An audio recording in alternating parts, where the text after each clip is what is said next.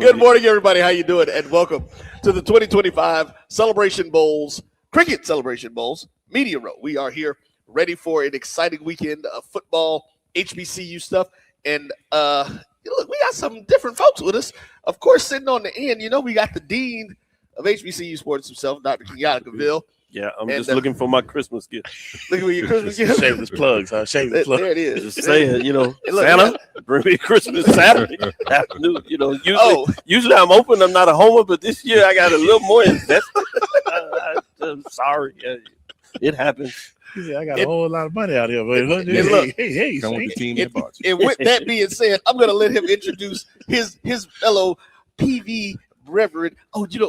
Prairie Valley. Village. It's too early in the morning. If you go crack a joke, crack it right. Prairie Village. Right. It's the disrespect. Hey, it takes a village to ride. That's right. There you go. And we have reason. We've made it work all these back. years. I was in the back like, did I just hear? Oh, yeah, you should have seen his cricket eye. I tried to look straight face. I'm ready to say some choice words, but I was like, no. I'm a rattler and a Virgo. Oh, my Lord. I'm a rattler and a Virgo. I keep everything on my sleeve. I was like, the disrespect has been addressed over the last couple of weeks, so it's all good. Okay, then look, y'all had the business last week, yes, so sir. that's what happened. That's more business to handle. One more. Yes, let me give you the introduction. In a lot of ways, they don't need it, but formally for those that hadn't caught them in some type of way, this is 1876 Sports and Culture. It's a group of individuals that cover Prairie View A&M athletics. This is Joe Clay, Joe Cleasy, Roland Austin. In terms of giving you some updates here, we'll have Alan Williams. Mike Washington does double team.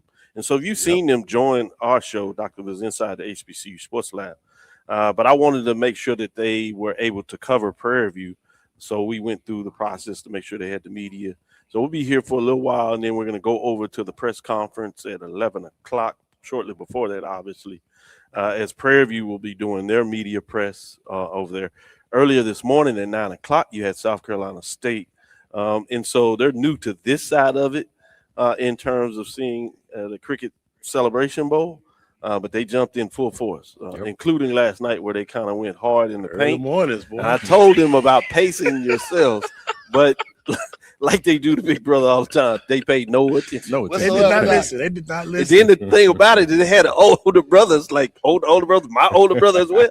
Mike leading the way. I was like, Mike, look, what? Y'all know, Mike. I listen. First off, I was going to say, wait, Mike does double T. He actually shows up to y'all show? Sometimes when he's not on what we call assignment. In Brazil. Right. On assignment, man. That's assignment. what we're used to seeing Mike at, is on assignment. Hey, we're very diverse. We have different entities and different interests that we're all involved in. So sometimes it pulls us away. I got you. Well, tell us a little bit about what you guys do in your podcast, man. Let's folks know, for those who aren't familiar. Joe, you've been on the network before, so I know some of our folks are familiar with you. Yeah, so 1876 Sports and Culture Podcast. It's a show that we created to really delve and focus on Prairie View A&M University sports across all boards: football, basketball, track, soccer, everything. We really started it to give love an opportunity to show themselves, showcase the student athletes who were, named. You may have known the name, you may have known the face. You may not have known either of the two. So it gave them an opportunity to really showcase themselves. We interviewed student athletes. We've interviewed the president of the university. We've interviewed head coaches across all sports several times. So we started with the podcast and we went into a YouTube show.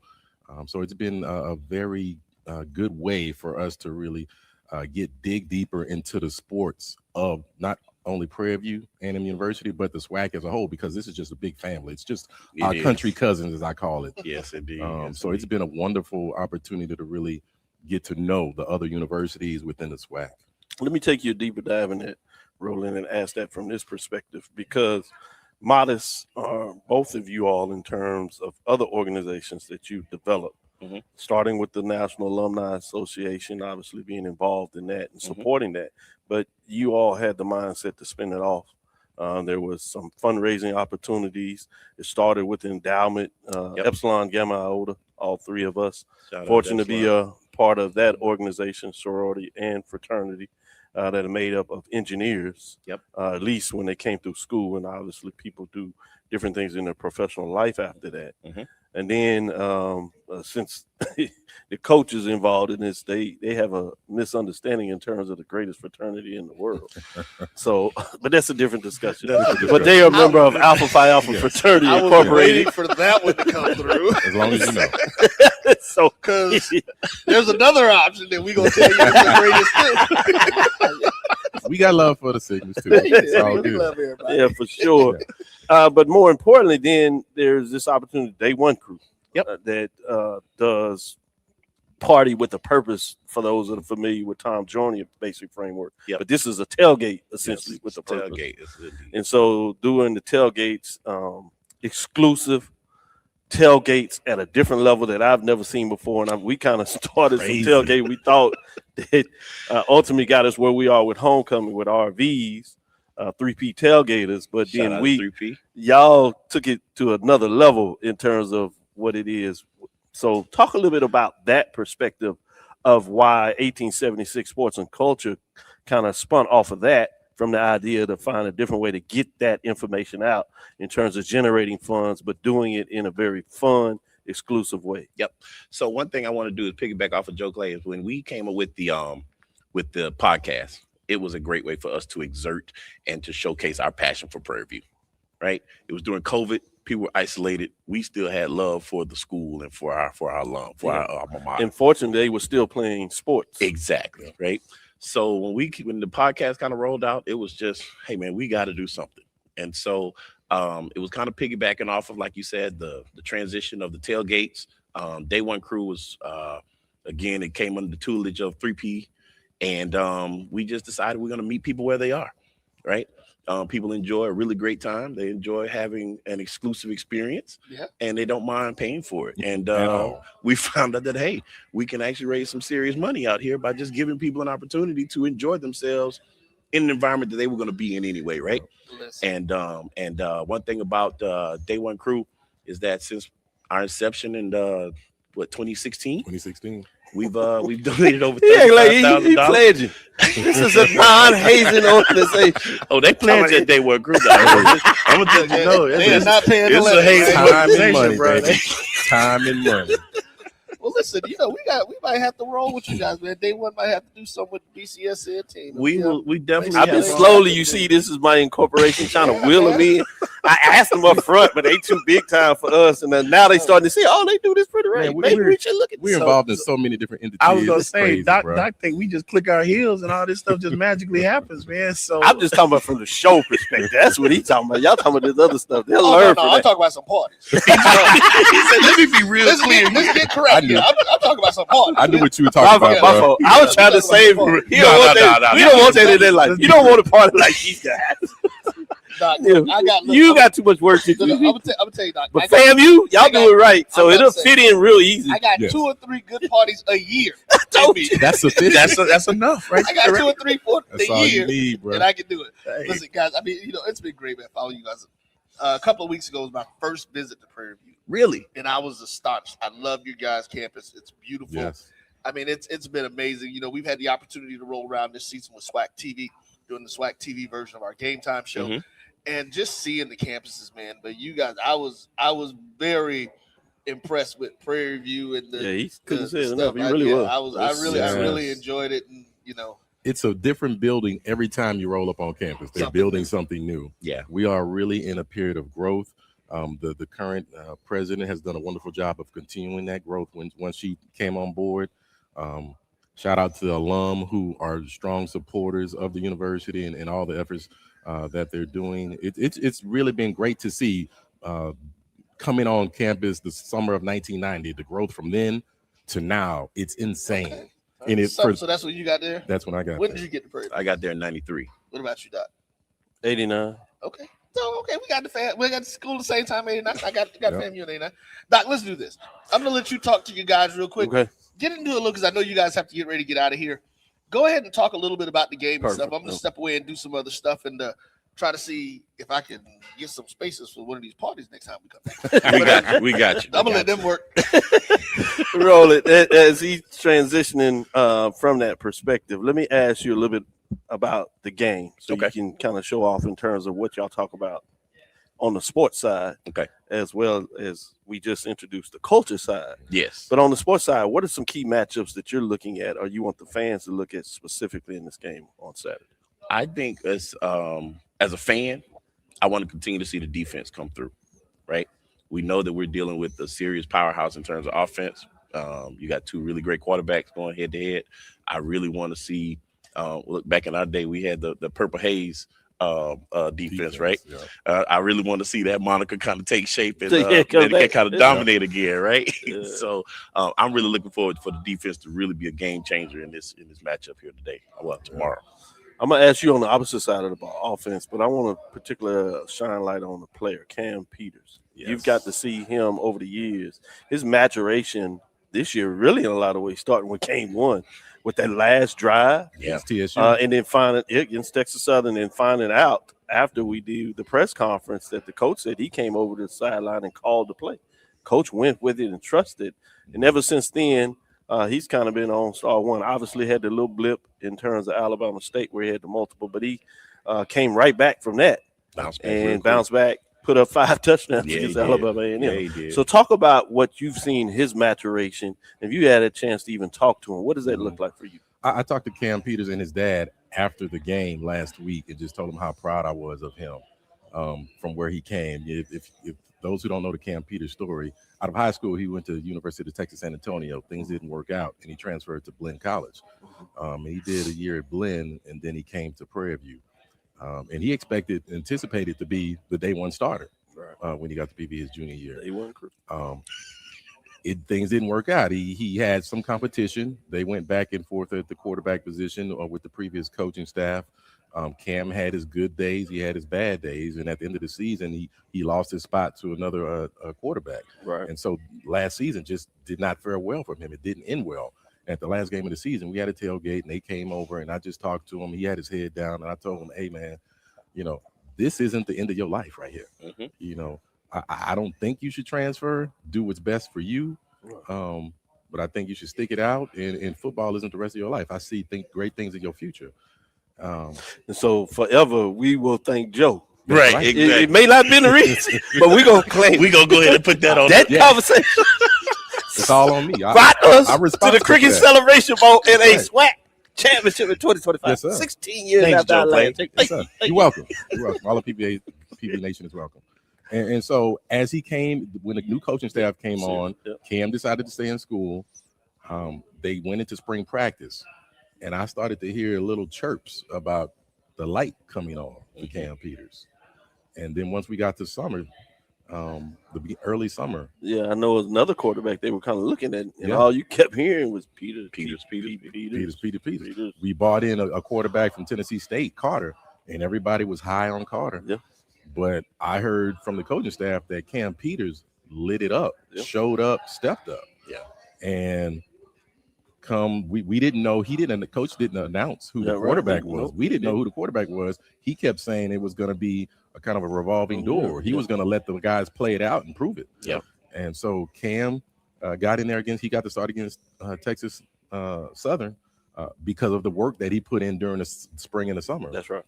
And, he came out slow, but had a great ending, as you mentioned, for that game. And through the course of the season, he had highs, he had some lows. We had a slightly revolving door at the quarterback position with him and Carter. But then eventually you could just see Cam was making the throws. He started to make the throws. Not only did he start making the throws downfield, he started using his legs more. Yeah, he did. He took the cap off the bottle and said, I'm gonna do what I need to do. Because in the SWAC, if you got a running quarterback who can throw the ball also, he can take you to the championship. He can take you to the championship. We've seen it before. Yeah, certainly have.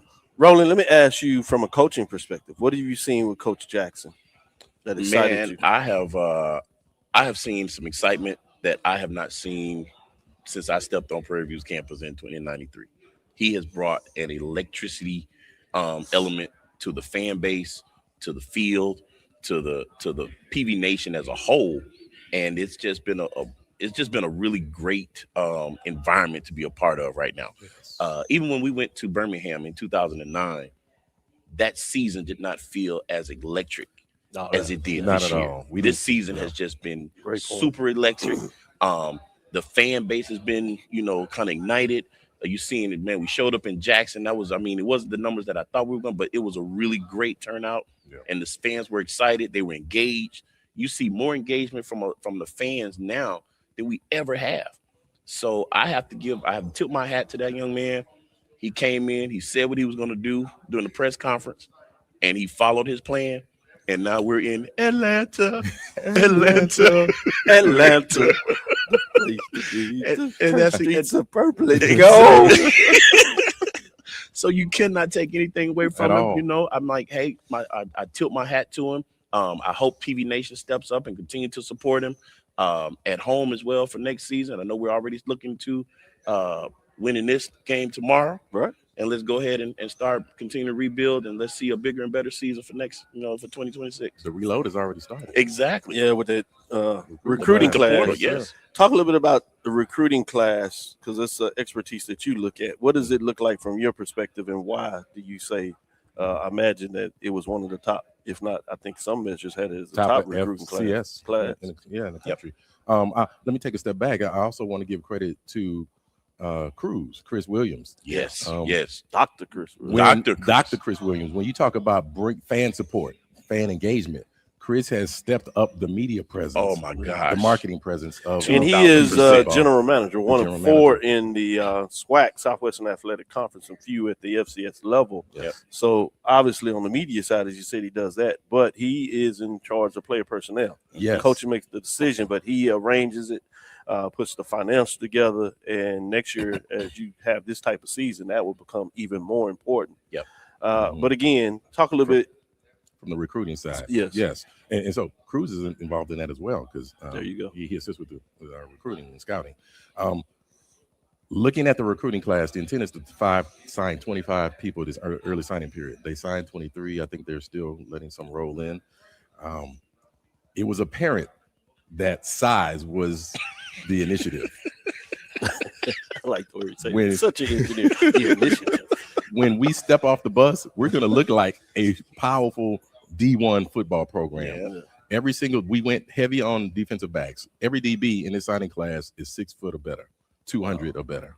So we got size, we're long, lean, and can run. We got guys running 4.2 to 4.5 40s, safeties and cornerbacks. I love talking to Joe when he gets into it. He gets to rolling, man. I'm like, give me more, Joe. Give me why. And the landscape of recruiting now, it's coaches want guys with age and experience. Yeah. Yep. We spoke to Coach Jackson last Friday in Jackson, and we talked a little bit about that, because I was looking at the recruiting class then, and I mentioned that you're going heavy on JUCO transfers, and multiple reasons for that. One is because you can't reload. I mean, you can't rebuild. You reload. Yeah. There is no taking a step back. You got to keep on going.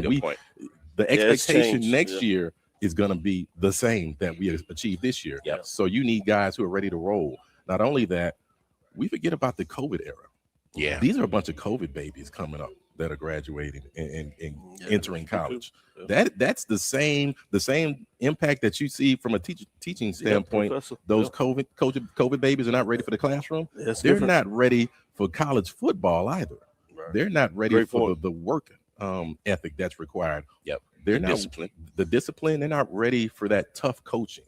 Maybe if you from a deep South Texas school, maybe you've gotten some really tough coaching, but generally speaking, these COVID babies are not ready for that. So you want to direct your recruiting efforts at JUCO transfers who've been through that ringer already. They may be D1 bounce backs. They may went straight JUCO because their recruiting wasn't what profile wasn't what it was. So anyway, Coach Jackson went really hard on JUCO transfers. I think we only signed 3 high school players. One was a 6'4", 6'5" quarterback, 3-star quarterback out of California. Yeah. He looks really promising. But the quarterback that we look to start next year, he's a JUCO transfer out of Mississippi. But he went to Valdosta State. He started his career at Valdosta State when Coach Jackson was there. He didn't play for Coach Jackson. It was right before Coach Jackson left. This kid had to step back from Valdosta State and go to JUCO, but we signed him. 6'4", 220, 230. Oh, wow. Highly confident young man. So with that, we're going to take a break. We'll come back on the other side. We're going to run over to the Mercedes-Benz Stadium and do the press with Coach Jackson there. And then we'll come back and we'll see where it takes us. We should have some interviews coming in by then. And with that, we'll leave it with Roy to pick up right after this break.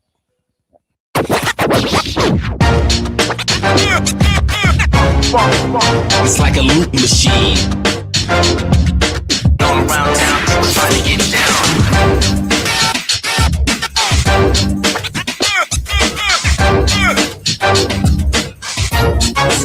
It's like a loop machine.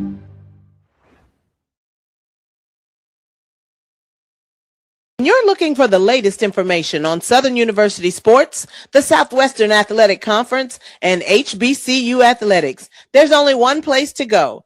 Tune in to the Carlos Brown Show, exclusively on the Black College Sports Network. It's never too early to plant the seed, to share the tradition, and instill a sense of pride in your HBCU with your little ones. HBCU Pride and Joy Children's Boutique helps you share your school spirit with a wide selection of adorable kids' apparel and accessories officially licensed from your favorite HBCU. Visit hbcupridejoy.com and follow us on all social media at HBCU Pride Joy on Facebook and Twitter.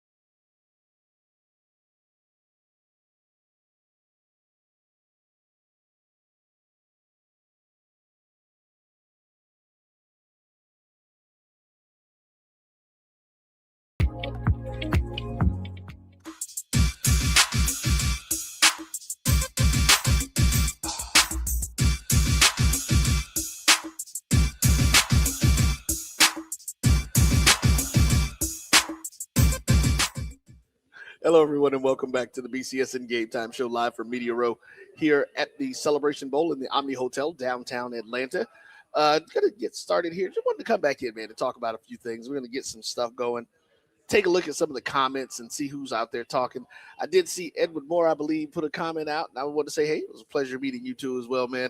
There's just been a lot of folks coming in, man. This is what this is all about. Just being able to come together and to see our friends, see our family, meet new friends, meet new family, and just have fun. That's what this HBCU thing is all about. I like the way that Joe Clay put it. This is our country cousins from the different schools and the different conferences that we're doing things with, and this is what we've got to get going, folks. We have got to start back unifying and doing things together, not just in the sports realm, but we've got to be supportive of our different HBCUs across the country and just doing things, because trust me, if they come for one, they're going to come for all. And we have to make sure that we can stand tall. As they say, a tricord rope is stronger than a single cord. So we got to make sure that we put as many cords into this as we possibly can and get some things going. Just going to see if we can get some of the comments up. John, let's see what we got going. I guess there is a delay, so there's it's going to be a minute before I see it, or a second before I get a chance to see it actually on the screen as we wait for Commissioner Stills to come up.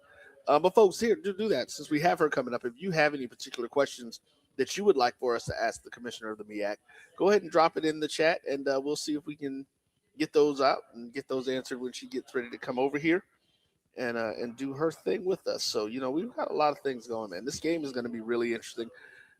Can't wait. I'm waiting to talk about the game itself until some of the coaches get here and the players with some of the questions that I have, because just a lot of different storylines coming around that and just moving forward. So we're looking forward to a lot of those things happening and just really coming forward and coming full circle.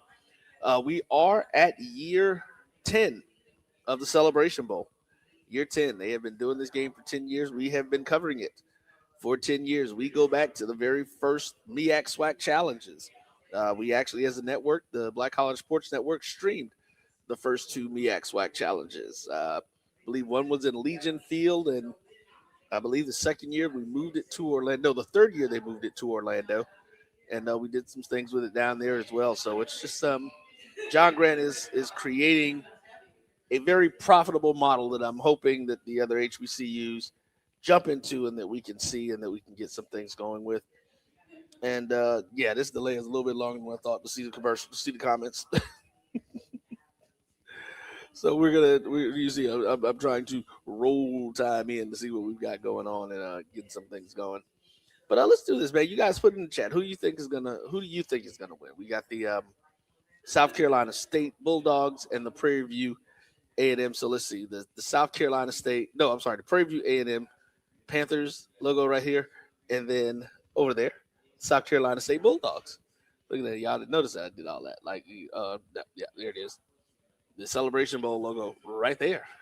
That's always fun doing that, when you try to figure out which direction you're going in and getting things going. But we're definitely looking forward. But, of course, before that, we have the Band of the Year tonight, where you are going to have Miles coming back to defend the defending champions. Both defending champions are coming back this year. So we've got Miles coming back. And you know what? Turn your mic up, man. Let's talk. That way I'm not sitting here rambling. When we got Josh sitting right over here, he can say some stuff, especially about this band thing, man. That's what there you go. And, of course, the other D2 team that's coming in is Fayetteville State is going to be in tonight.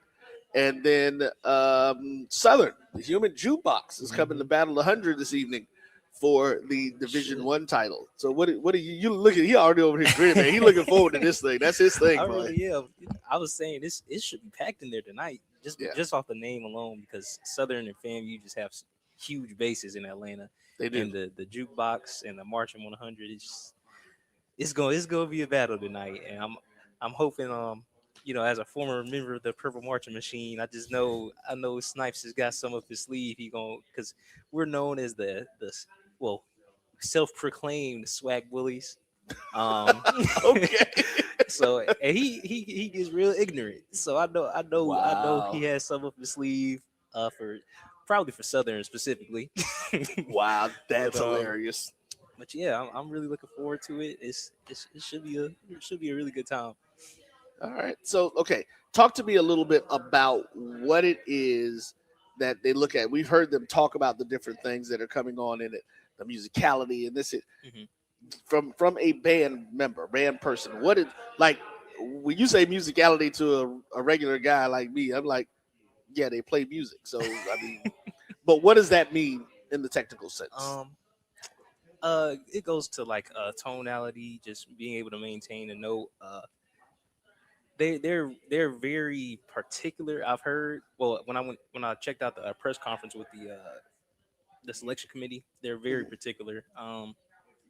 They do look at the field show very harshly as well. Get into your spots on time, making sure your knees are up, pointing your Okay. toes. Like, uh, I'm a drumline guy as well, so they pay attention to the drumline very closely as well. That's why a lot of people got knocked down actually. Okay. Let's see, and you know, I'm not really sure what all went into the selection of the Division 2 bands this year, because I didn't see Miles coming back. Honestly, that was a Oh surprise to wow. me. Okay. Not to take a shot at Miles in general because I'm biased, but yeah, it was kind of a surprise to see them back here. But I am looking forward to seeing how this plays out because Miles is a much larger band than not I'm saying Fort Valley, Fayetteville. Fayetteville State. Okay. So it's going to be different because they're two completely different styles as well. Oh, okay. So same with FAMU and Southern. Southern. So it's going to be a clash. It's going to be a different clash. Well, let's do this. We're going to take us a quick break, folks, and when we come back, we're going to have MEAC Commissioner Ms. Sonya Stills. So stay tuned, and we'll be back with more BCSN Game Time.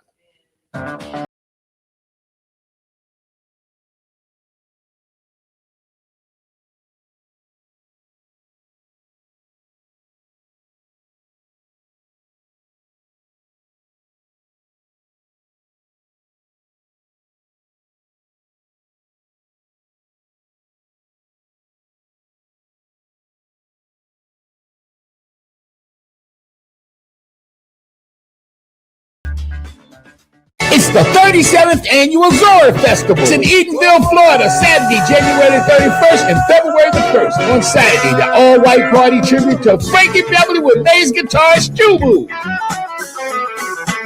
Bread, Sunset, and Taisha Wheel. On Sunday, the Line Dance Party Live with Jeter Jones, Mike Clark Jr., and Boss Lady Coco. Tickets available at zorafestival.org.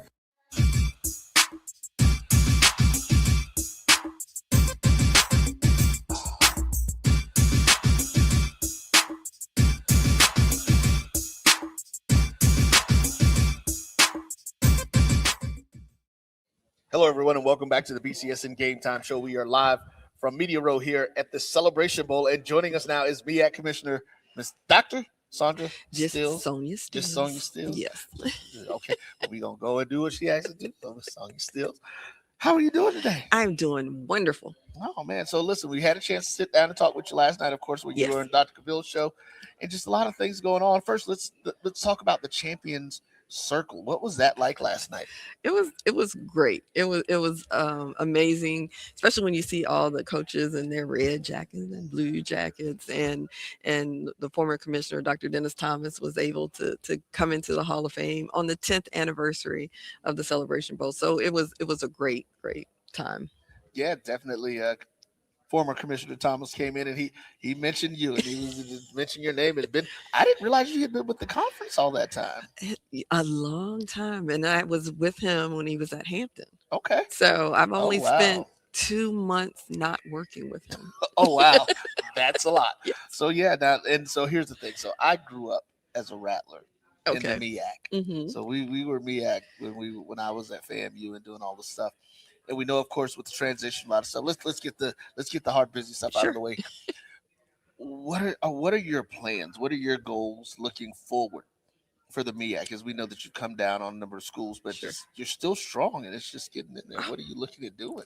We are strong. We're gonna That's what I stay said. strong. The That's Elite Eight, and so a part of our 55th, 55th year. So we've had realignment all through our Okay. history, and so that's not going to be anything new. And we did not fold, Right. during that time. So it's just us focusing on the foundation of our Elite Eight members, and so as we look to what it would look like to expand, we want to see institutions that come in that really look like us, who align with us academically, because we have higher research institutions within these eight, which is very strong, and they're all moving towards that way. And so when we're looking, of course, we're always looking, but we want to make sure that we're very strategic about who we bring into the conference. Okay. Well, I mean, I've got some personal opinions that most people who watch our network know. I ain't gonna say nothing to nobody about coming home. Excuse me, but we're gonna leave all that alone. We're gonna jump into something else, right? Sure. So I'm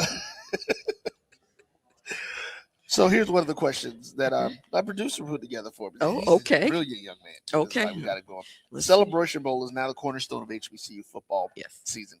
Beyond championships, how do you measure the game's success in its viewership, economic impact for Atlanta, student recruitment, or anything else? He does great questions, huh? You gotta break that thing down.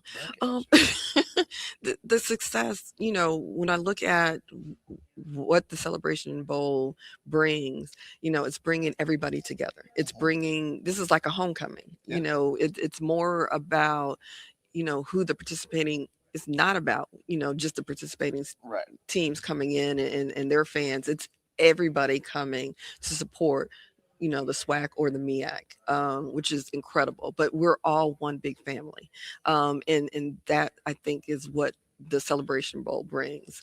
And then just the bowl experience for our student athletes. They would not have get that anywhere else but here at the Celebration Bowl. And so we're very honored to be the only FCS that has the bowl game. That's right. That's tremendous.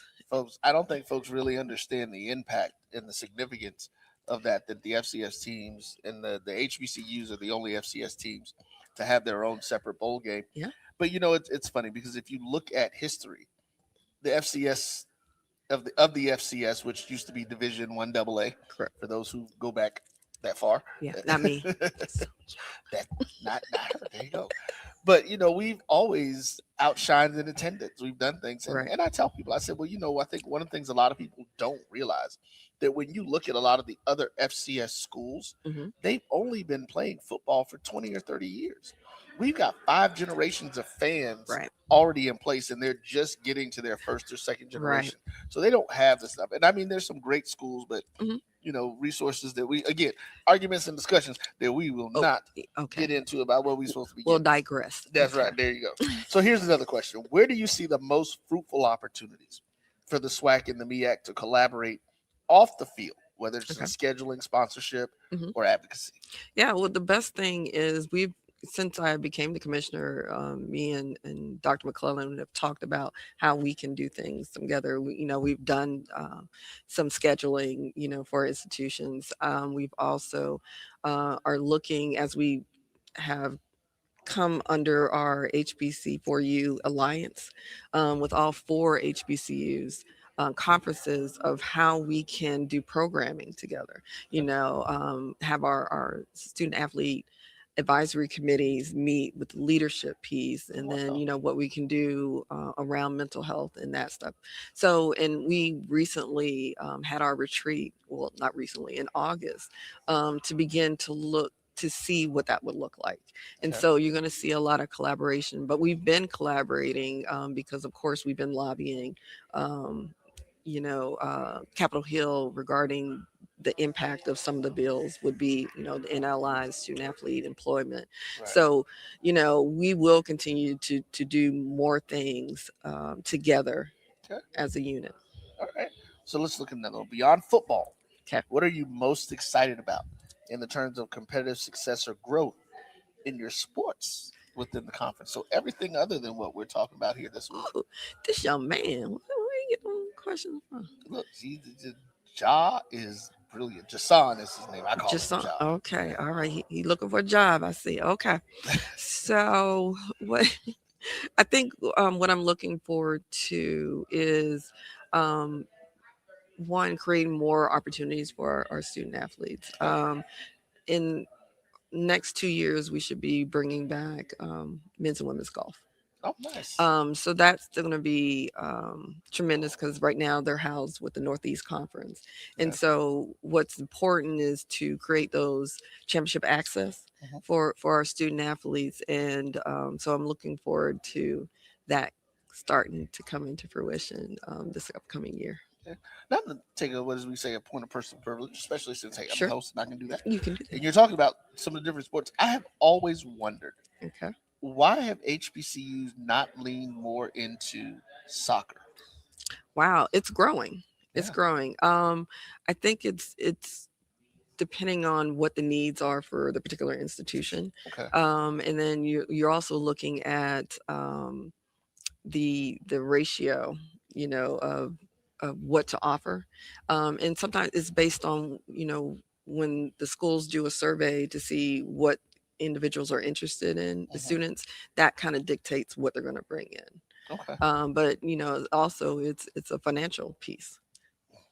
Listen, there's always a money part. It's a financial there's always piece. a money part to it. So so they got to be very intentional about how they select which sports that they're going to implement. There's that getting an answer to my question. So why don't you just do this? Tell us a little bit about whatever you want to talk to. What do you want to look into the camera and tell the folks about the MEAC? How can they help support the MEAC as a conference and all that good stuff? Sure. Well, basically, I want you all to support your institution, support your HBCUs.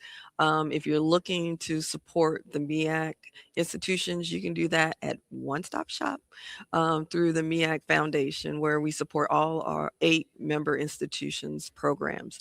And so if you want to do that, go to meacfoundation.org and donate.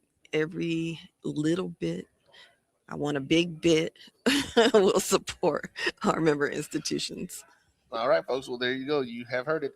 meacfoundation.org. We'll make sure we get that on a graphic and get that up so that people can see that throughout the day. Put that up. And listen, Commissioner, if there's anything that we can do for you guys at the MEAC at the Black College Sports Network, please let us know. We'd love to be able to do some partnerships and do some things to help push some of those narratives that you want to do. That's what we're here, and that's what we're all about. Thank you. Love it.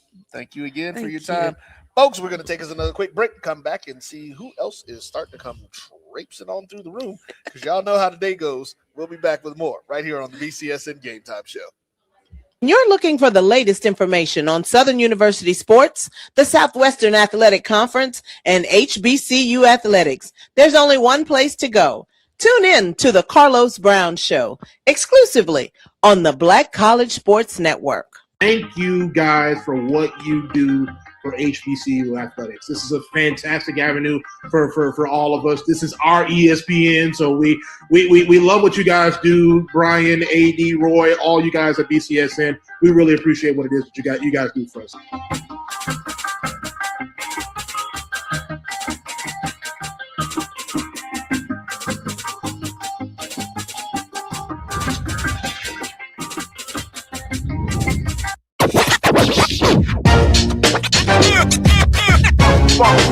It's like a loop machine.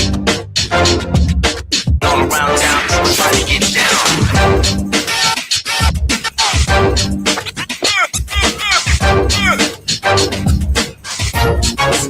It's like a loop machine.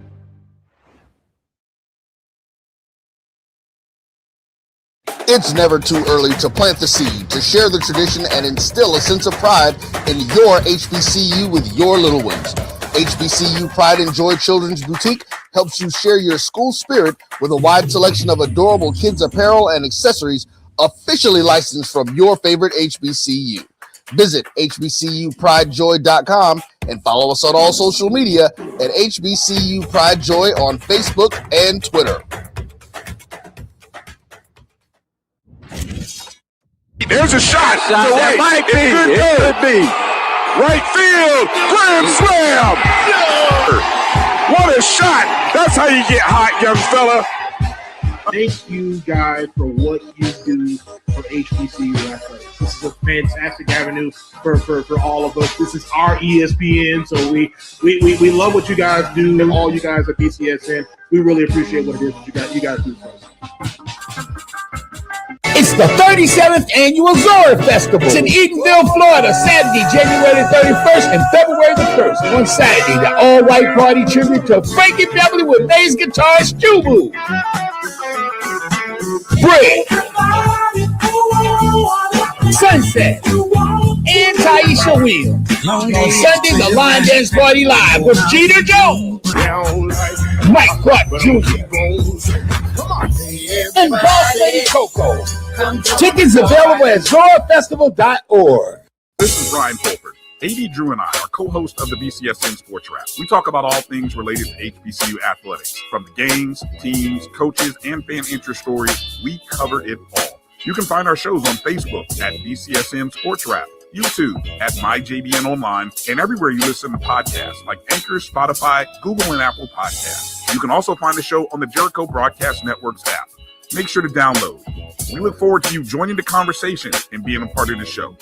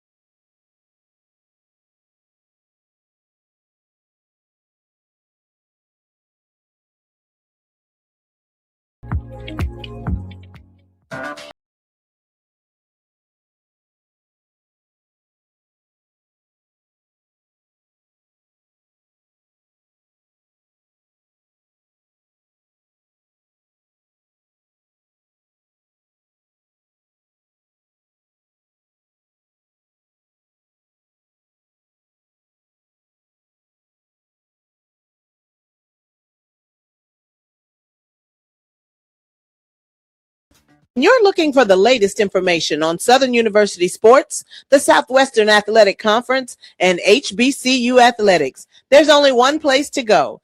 Tune in to the Carlos Brown Show, exclusively on the Black College Sports Network. Thank you guys for what you do for HBCU athletics. This is a fantastic avenue for all of us. This is our ESPN, so we love what you guys do. Brian, AD, Roy, all you guys at BCSN. We really appreciate what it is that you guys do for us.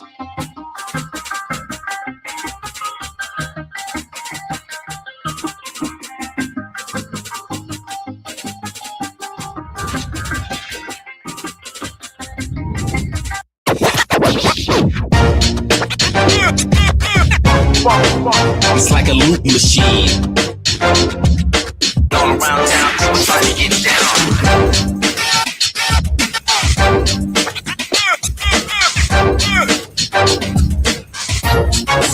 It's like a loop machine.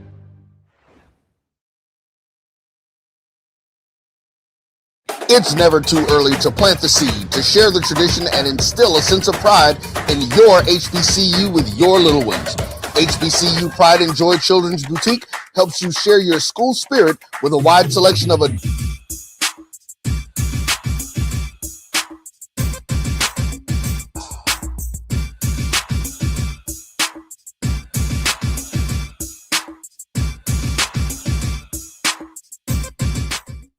Hello, everybody. Welcome back to the BCSN Game Time Show. What we're going to do right now is we are waiting for the folks to come in. We've got, of course, Mr. John Grant going to come through. Our coaches are going to be coming through. Special guest today, Adam Schefter, a.k.a. Shefty from ESPN, is going to be in. We're going to get an opportunity to talk to him about this and some other things.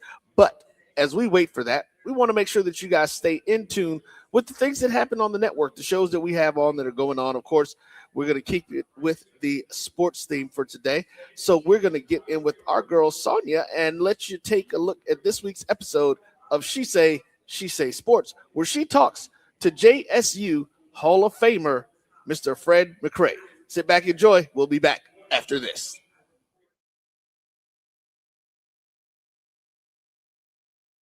Looking for a car you can count on? At AutoMasters, we offer a hand-picked selection of used and certified pre-owned vehicles priced right and ready to drive.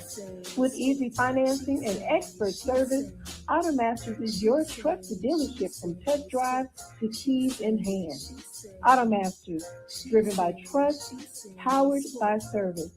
Visit our website at automasters06.com or stop by today.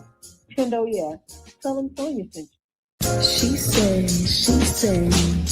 She say sports. She say sports. She say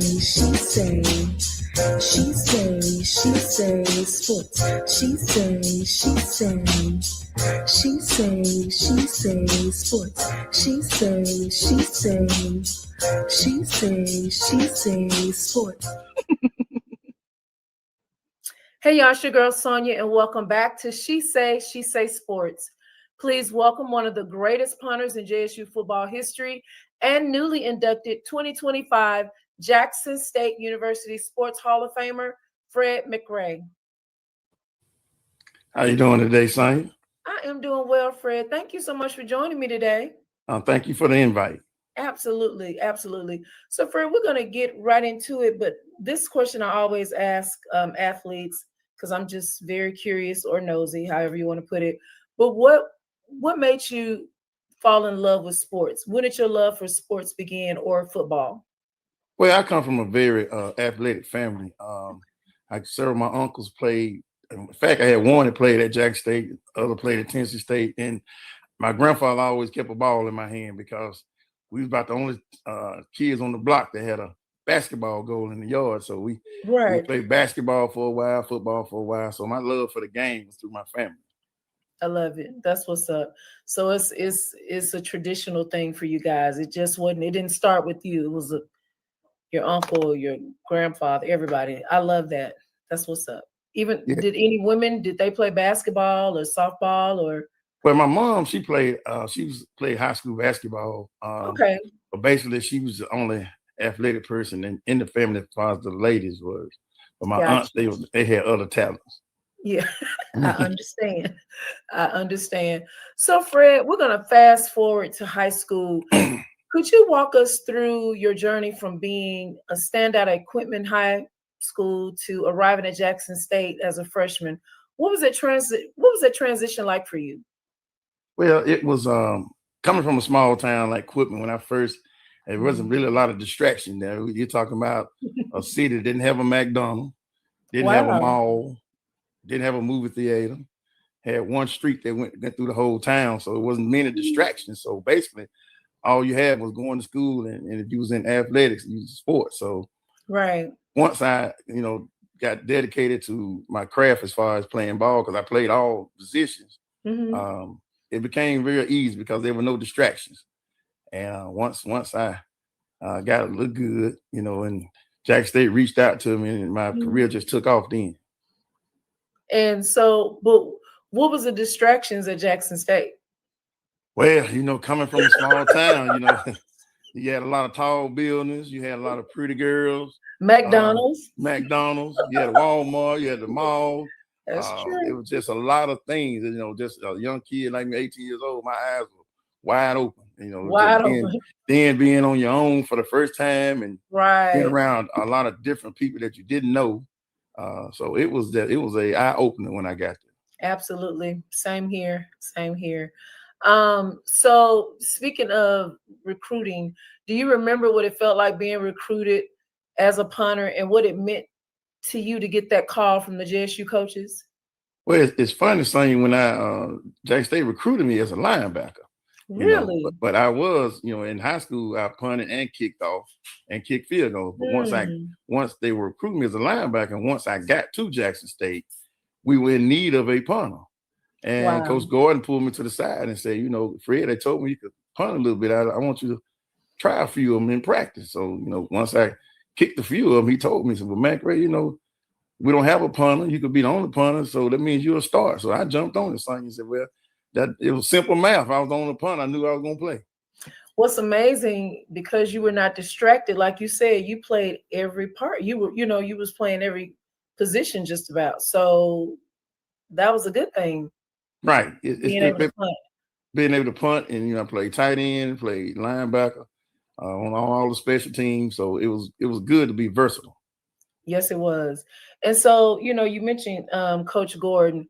What was it like being coached by the late great W.C. Gordon, especially during that era of JSU football? Because that was an amazing time. When you talk about Coach Gordon, you really, football is like really secondary when you're talking about Coach Gordon, because he was more like a father figure. He always would give you some wisdom every day, and it just wasn't about football; it was about life. His main thing was he made men out of us, and as you can see, a lot of guys that had left the program during that time have been very successful. And during, like I said, under Coach Gordon, you learned a lot of life lessons. Football was important, but you learned a lot of life lessons with Coach Gordon. You're the third person to tell me that when Coach passed away in 2020, I had Barry Dixon and Sean Gregory on the show, and they pretty much said the same thing, that football was secondary. I mean, it was important, but not how he was trying to make you all men. And that's a beautiful thing, because that can last you throughout your life, because football is only for a season, a small season at that. So that's what's up.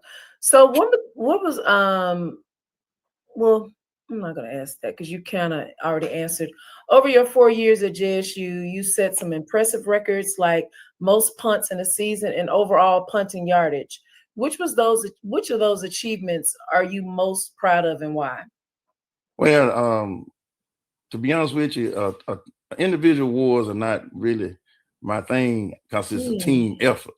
And one thing that we achieved as a team, the special team unit that I was part of in 1989, we won the NCAA net punting award, which meant that you really didn't have many HBCUs that took special teams to heart like we did, and we took it to heart. And that year we won a trophy, national trophy for net punting, which we didn't give up but 7 yards of return, which was great. So that's what I'm most proud of, because that's something that you don't hear of a HBCU getting. And that was and to be honest with you, you're right. I don't think I've ever heard of that before. That's amazing, especially for HBCU during that time. That's a lot. Wow. Interesting. So what went into maintaining consistency as a punter, mentally and physically, throughout your college career? Well, mentally, you had to be ready. You had a lot of things sometimes that factored in punting. Sometimes you had the wind in your face. It might have been a rainy day. You had to have your mindset on any kind of adversity you might face when you got on the field.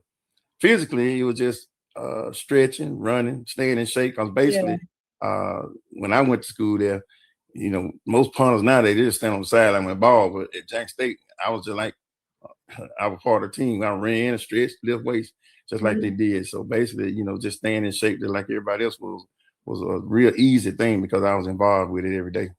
I love that. So Fred, do you have a favorite or most memorable game or moment from JSU playing days? I mean, for example, the 1990 Soul Bowl, where you had 7 punts averaging 43 yards. Impressive. That stands out, but the most thing that I remember was I was a part of the first time that a HBCU played a PWI school in '87. We played USM. USM. That was the first time that in-state schools have played one another, and HBCU and PWI school, and that really was a day to remember. It was crowded. We looked up there, our fans, the band. It was just something I'll never forget, and that's part of history. It is because now it's the new norm. You got Mississippi State reaching out like they played Alcorn this year, and we played USM, so it's beginning to be a trend. But to be a part of the first one is something I'll never forget.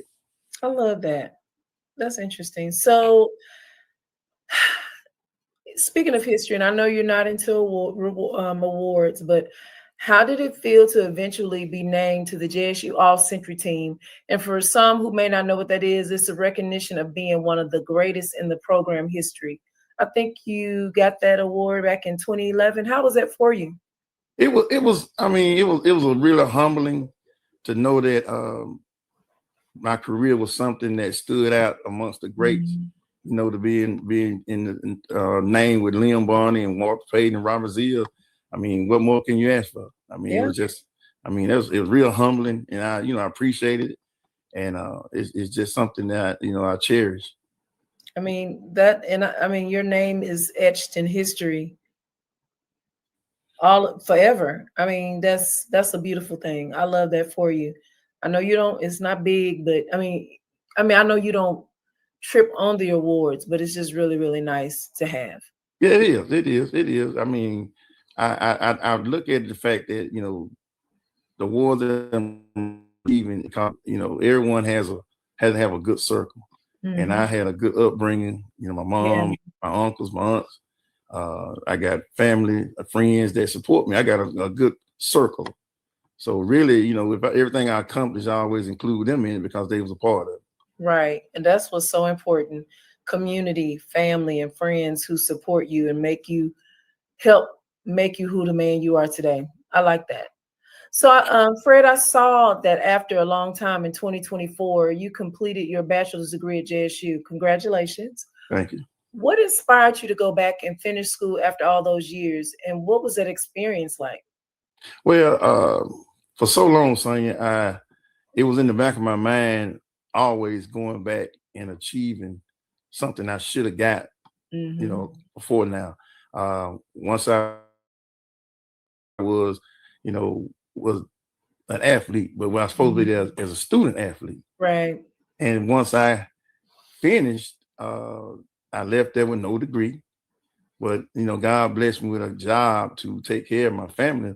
But it Yeah. still was that, the emptiness of like, I mean, Yeah. I'm true blue. You true I'm blue, but but that you weren't a graduate. Right. I Mhm. wasn't a graduate, so that boy was there. So one day, my wife and I, we was riding in the car. I said, you know what? I said they had a program they got, and I hope everybody, some people listening, go on there if they thinking about going to be called Compete to Complete. And I signed up for it, and they It's replied called back and Complete to Complete. complete to complete to complete. It's Okay. a degree. What it is, if you got over 90 hours of college hours, in turn they will assess your transcript and put you in a program to assist you to finish your degree. And once I got the feedback from them, and they looked at my transcript, and what's the blessing part of it, I started in the fall of 23, and the spring of 24, I was marching off stage. That's what I'm talking about. So I love that. And I, sometimes like, things that you do, you achieve that. I want to be a light for somebody else that's thinking about going back. It's never too late to do nothing that you want to do. I love that, Fred. Thank you so much. And compete to complete. Right. I hope someone is listening, because some people are probably discouraged and was like, I don't want to go back. I know I may have a year and a half, but like you said, if you have 90 hours or more, right, you can get in this program. Get in that program. And also it helps to have, I got a long line of graduates in my family, and then my wife, and also my best friends and all that. I had a circle who they encouraged me. They didn't discourage me. They encouraged me, because every time that opportunity, they say, you need to go back to school, man. You need to go back to school. So finally, when I did, they were there to assist me, and it made a whole big difference. I love that. I'm so happy for you. Congratulations. That's what's up. So, Fred, outside of football, you've always been involved with mentoring youth, officiating games, and giving back to your community. Can you talk about how those activities became a part of your life and why that matters so much to you? Well, growing up, I had my uncles were great father figures to me. My father was absent, so they filled in the gap. And I felt as though if they, from the examples they showed me of how to be a man, I needed to pass that on myself, because there are a lot of young men who are out there that are fathers. And if I could come along, if I run into 10, I could save one, it's my work is not in vain. So basically, when I officiated football, that was just the love of the game. That was the closest I ever be back to the football field. But I would run into some guys on the field and just encourage them and talk to them. And at church, I would talk to the young men at church, and it's just a part of me that I really thank God that again, I had some men in my life, my uncles and my grandfather, who showed me what it took to be a man. And I'm just doing what I'm doing now, just passing the torch. That's what's up. You got to pay it forward. I love that. So, Fred, how has life after college in your career and personal life shaped your relationship with the sport and with JSU? Well, one thing about sports, teamwork is something that you can carry over to life, because, like I said, you don't have to have in this life. You can't be by yourself. I was blessed. I've been married for 24 years to one of the young. Yeah, so you know who I'm talking about. One of your Provenians, Ram City. That's right. Ram City. And between being married and just teamwork with her, teamwork with my family and my friends, that's what carries over from the football field, working together. That's right. Yep. That's right. That's one thing I love about sports. I was a music major at Jackson State. So music and sports, you have to be very disciplined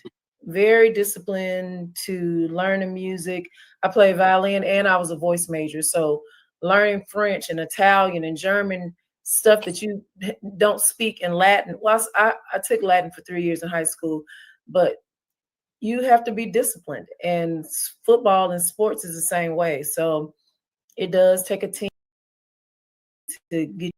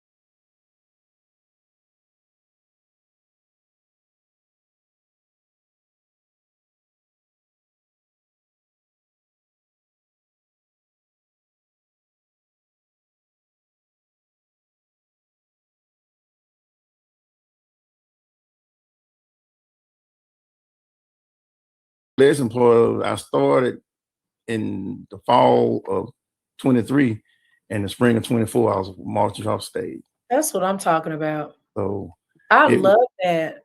And I, sometimes like, things that you do, you achieve that. I want to be a light for somebody else that's thinking about going back. It's never too late to do nothing that you want to do. I love that, Fred. Thank you so much. And compete to complete. Right. I hope someone is listening, because some people are probably discouraged and was like, I don't want to go back.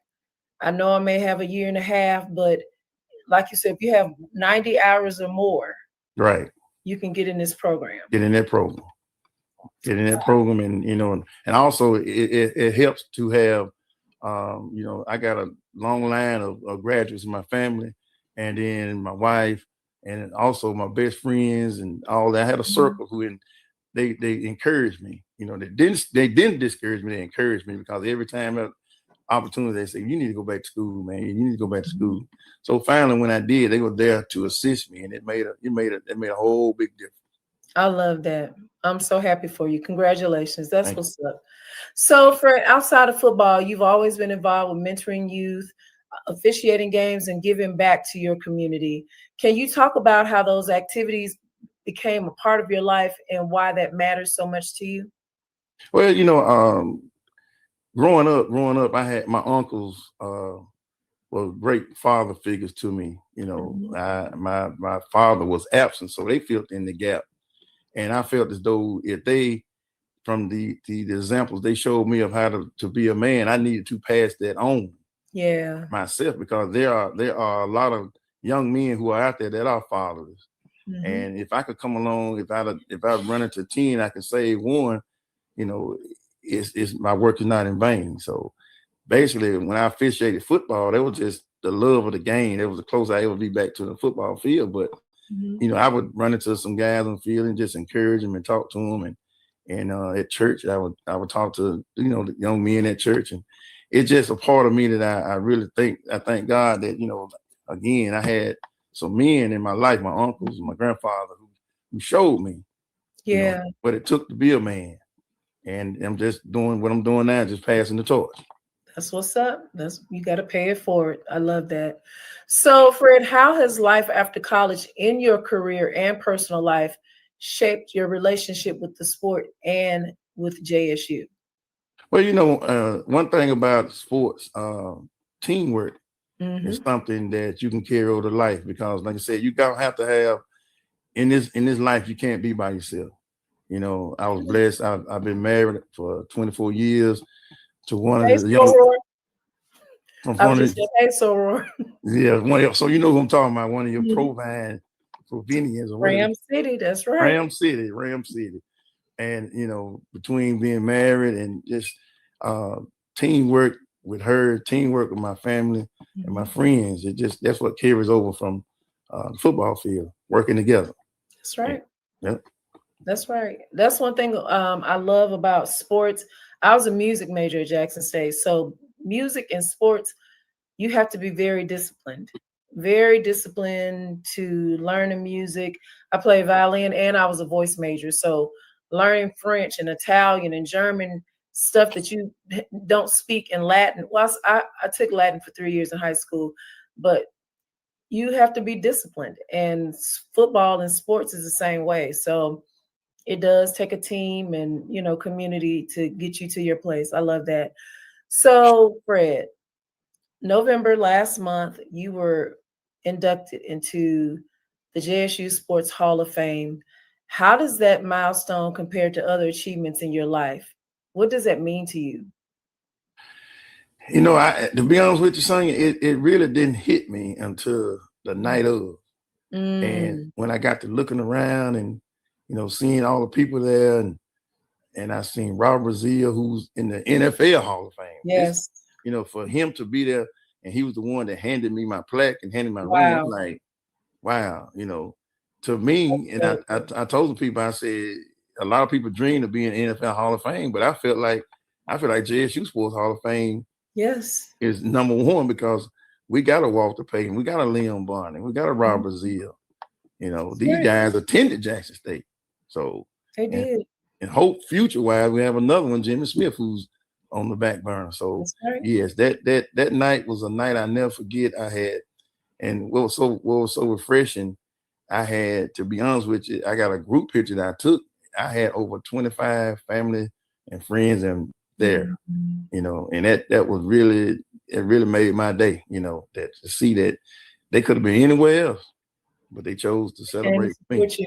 Right. Absolutely. I love that. That's what's up. As one of the greats to come out of JSU football, Fred, what message do you hope your story sends to current student athletes or to the next generation from Quitman, Mississippi? One thing is education is important. Even though it took me several years to get my degree, but I just want to let them know that, education is something that you can't never take from. Whether it's 20 years from now, 30 years from now, when you go get it, that's something that I know they cannot take it away. That's right. And I just hope that, the young men that's in the program now realize that the opportunity they have coming to a university on scholarship, because I didn't take advantage of mine when I had it, but I hope and pray that they do take advantage of that. Yeah. Get that paper, because everybody's not going to make the pro. That's true. It's not. But one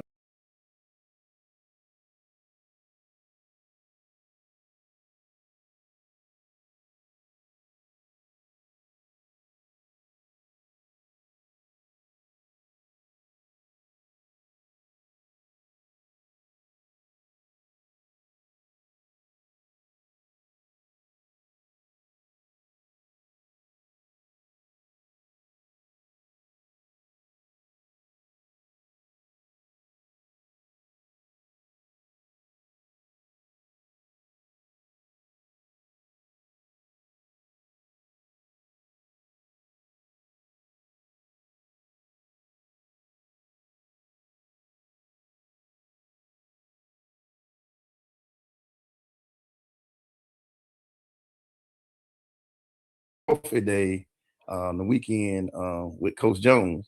Share a cup of coffee with him. Yeah. I actually posted that I was planning to go and it didn't work out where I was able to make it. I missed it. I grew up with the Jones kids. Right. So I really wanted to come and support Coach Jones. I hope he does that again. That's what's up. I love that. So, Fred, how do you view the role of special teams in college football? And do you think punters sometimes get overlooked in discussions about success? Well, one thing about special teams is a very important part of football. I mean, field position, field goals, extra points. You can lose a game with an extra point. By 1 point. You can win a game with a field goal. Yep. Field position is important. So special teams now is very important. I think in college now they take a lot of emphasis on it now, more so than back then when I played. Yeah, it does make a difference because we lost by 2 points Saturday. I gotta let it go. Yeah. That's come on, son. I know. I'm still in bereavement right now. I ain't kidding. Me too. I just want to go straight to the repast. I didn't want to go to the funeral. So heartbreaking, but yeah, it was. It really. But sometimes I think just the thing about that is sometimes defeats will make you get better, and I think that was probably gonna help us out in the long run. Yeah. Some weaknesses we might have had, we thought was our strength, got exposed, but at the end of the day, we had a good year. I'm still true blue. Always up or down, win or lose. Down. That's one thing when we, especially after Comedy, and we had a few years before Coach Prime came. Every Saturday, I would be about to cry, but I was like, got to go. You're gonna go support them, and if you're gonna post when we win, you got to post when you lose. Yep. So I would be, faking it sometimes. I'll be like, oh, I don't want to put this up, but I love Jackson State. I love forever and a day. So, you just got to go with, roll with the punches. Last question. Fred, if you could give one piece of advice to young athletes who aspire to reach what you've reached, especially those from small towns, what would it be? First of all, whatever you do, keep God first. Mm-hmm. That's the main thing. Learn to pray for what you want, and God's timing is not your timing. Mm-hmm. That's true. And also be disciplined. You know, you got to discipline yourself. You can't look for others to discipline. You got to have your mind set on what you want to do. You set a goal, you go for it. You're gonna have some distractions, but don't let those distractions deter you from where you're headed. And that's what I would tell them. Always just keep God first and keep your mind steadfast and straight on what you're trying to accomplish. And you'll reach it. You sure will. You'll reach it. I do have one more question though. How do you hope your legacy as a JSU Tiger and as a Hall of Famer will be remembered? I would think, and I know that I was a good teammate, good friend, nice person to be around. Yeah. A humbling person. You know, I'm not a braggadocious person. Everything that I have accomplished is from the man upstairs and from the people that supported me. Yeah. That's how I would like people when they mention my name, they just say all good things. You know, everybody's not gonna say good things about you, but I hope that that's what they look at it. That Fred was a good person.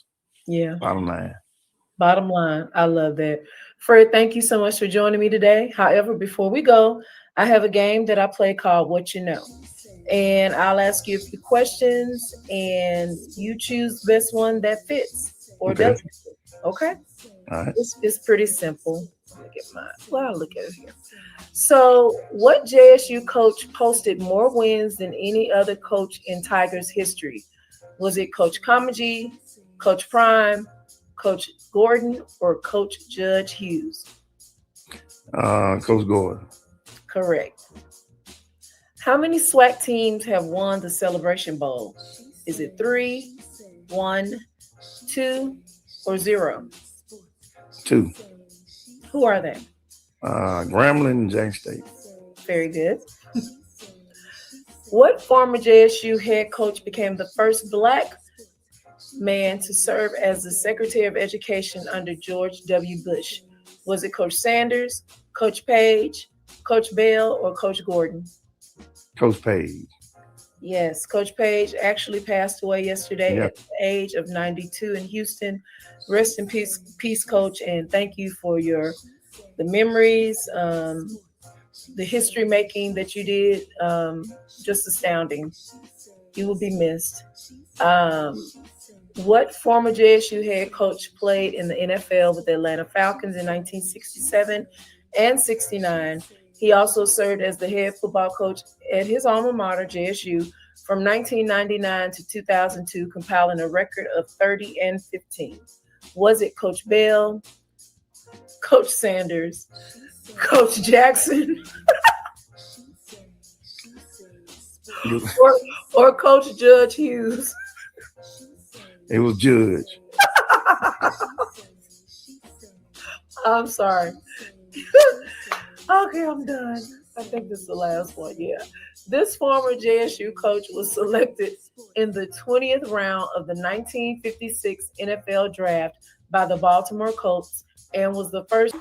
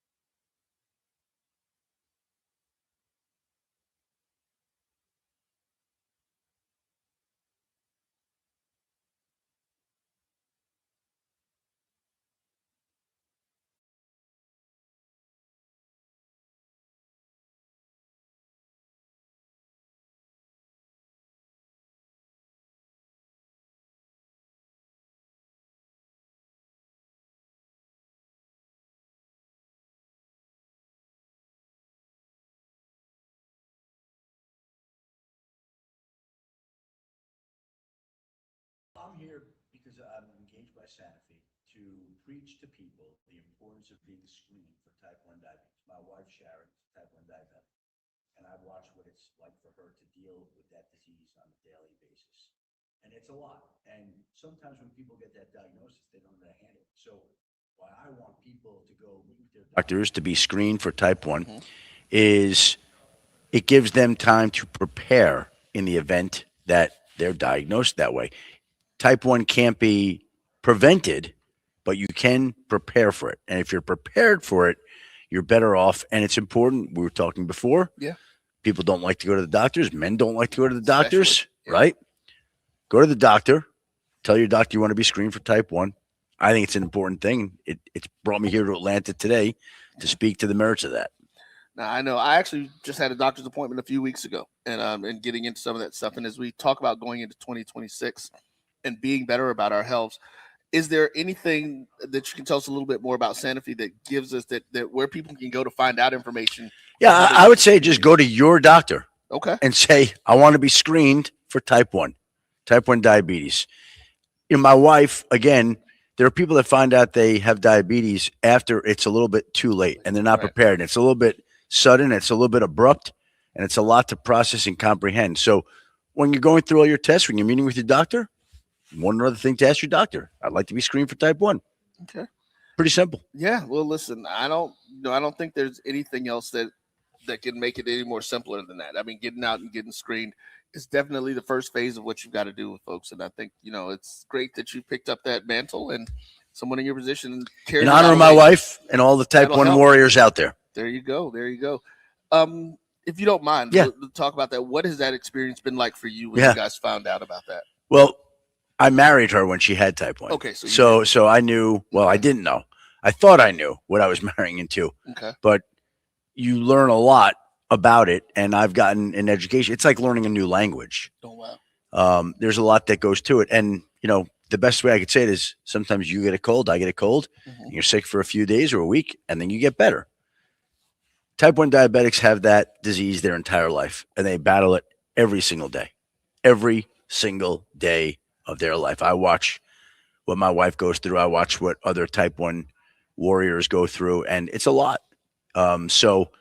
It's like learning a whole new language. It's learning a whole new disease. Everybody deals with it differently, and there's a lot to it, which is why, again, I think it's important for people to be prepared for it and to ask their doctors to be screened for it. Okay. Yep. All right. Well, listen, we know you got a lot of folks that we need to get you to get to see. I'm happy talking to you. We're good. Oh, so listen, don't tell me that because I'll start talking about everything. Go ahead. You're not talking what about. Else you got? I mean, listen. Let's go back to a little football. I mean, so let me verify which cycle I'm in first now. Yeah, you're in the football season cycle. We're in the football season, but it's the coaches getting fired part. Or well, we're almost there too. Yeah, we're almost there. Once we get past Thanksgiving, we're in the hunting season. What's the most interesting is I actually had basketball, but I'm not going to get into basketball questions. I'm a Miami Heat fan, and I wanted to know what was going on with my team, why the NBA hates us and doesn't want to let us get anything. That I'm not enormously qualified to answer. I follow the NBA, but I can't offer you any great insights as to why the Heat are discriminated against. Yeah, we all know it. It's Pat Riley. Everybody hates the Godfather, but no, we're going to get about that. What's the biggest story in football to you right now? Phillip Rivers. And whether he's going to start Sunday. 44 years old, the quarterback of the – you don't even know that he's back. I didn't. I'm like – I have been in celebration. Do you remember Phillip Rivers? I know who he is, yeah. He last played in 2020? That's what I was about to say. I'm like, he hadn't played in years. 5 years. Wow. Who's he? He's a grandfather. He's a semifinalist for the Hall of Fame this year. Yeah. Yeah, he may be starting Sunday for the Indianapolis Colts in Seattle because they lost Daniel Jones to a torn Achilles. Oh, wow. You didn't know that, huh? Did not know Just broke that. some news to you. You did. My best friend's an Indianapolis Colts fan, so I'm like, he didn't tell me. Yeah. Well, you should ask him about it, how he feels about a 44-year-old quarterback, 44-year-old grandfather starting a quarterback for his team on Sunday. Wow, that's interesting. I do have one HBCU-related question that we can roll into to see. I'm sure you'll have some sort of opinion on this. Yeah. Shedeur Sanders started at Jackson State. Yep. We had a chance to interview him here a couple of times. And right now, a lot of folks, I mean, there's a lot of talk about what's going on in Cleveland, what they're doing with him. First, did you think he should have dropped to the 5th round? And what do you think his opportunities and his ceiling looks like? Well, you go in the draft where you go.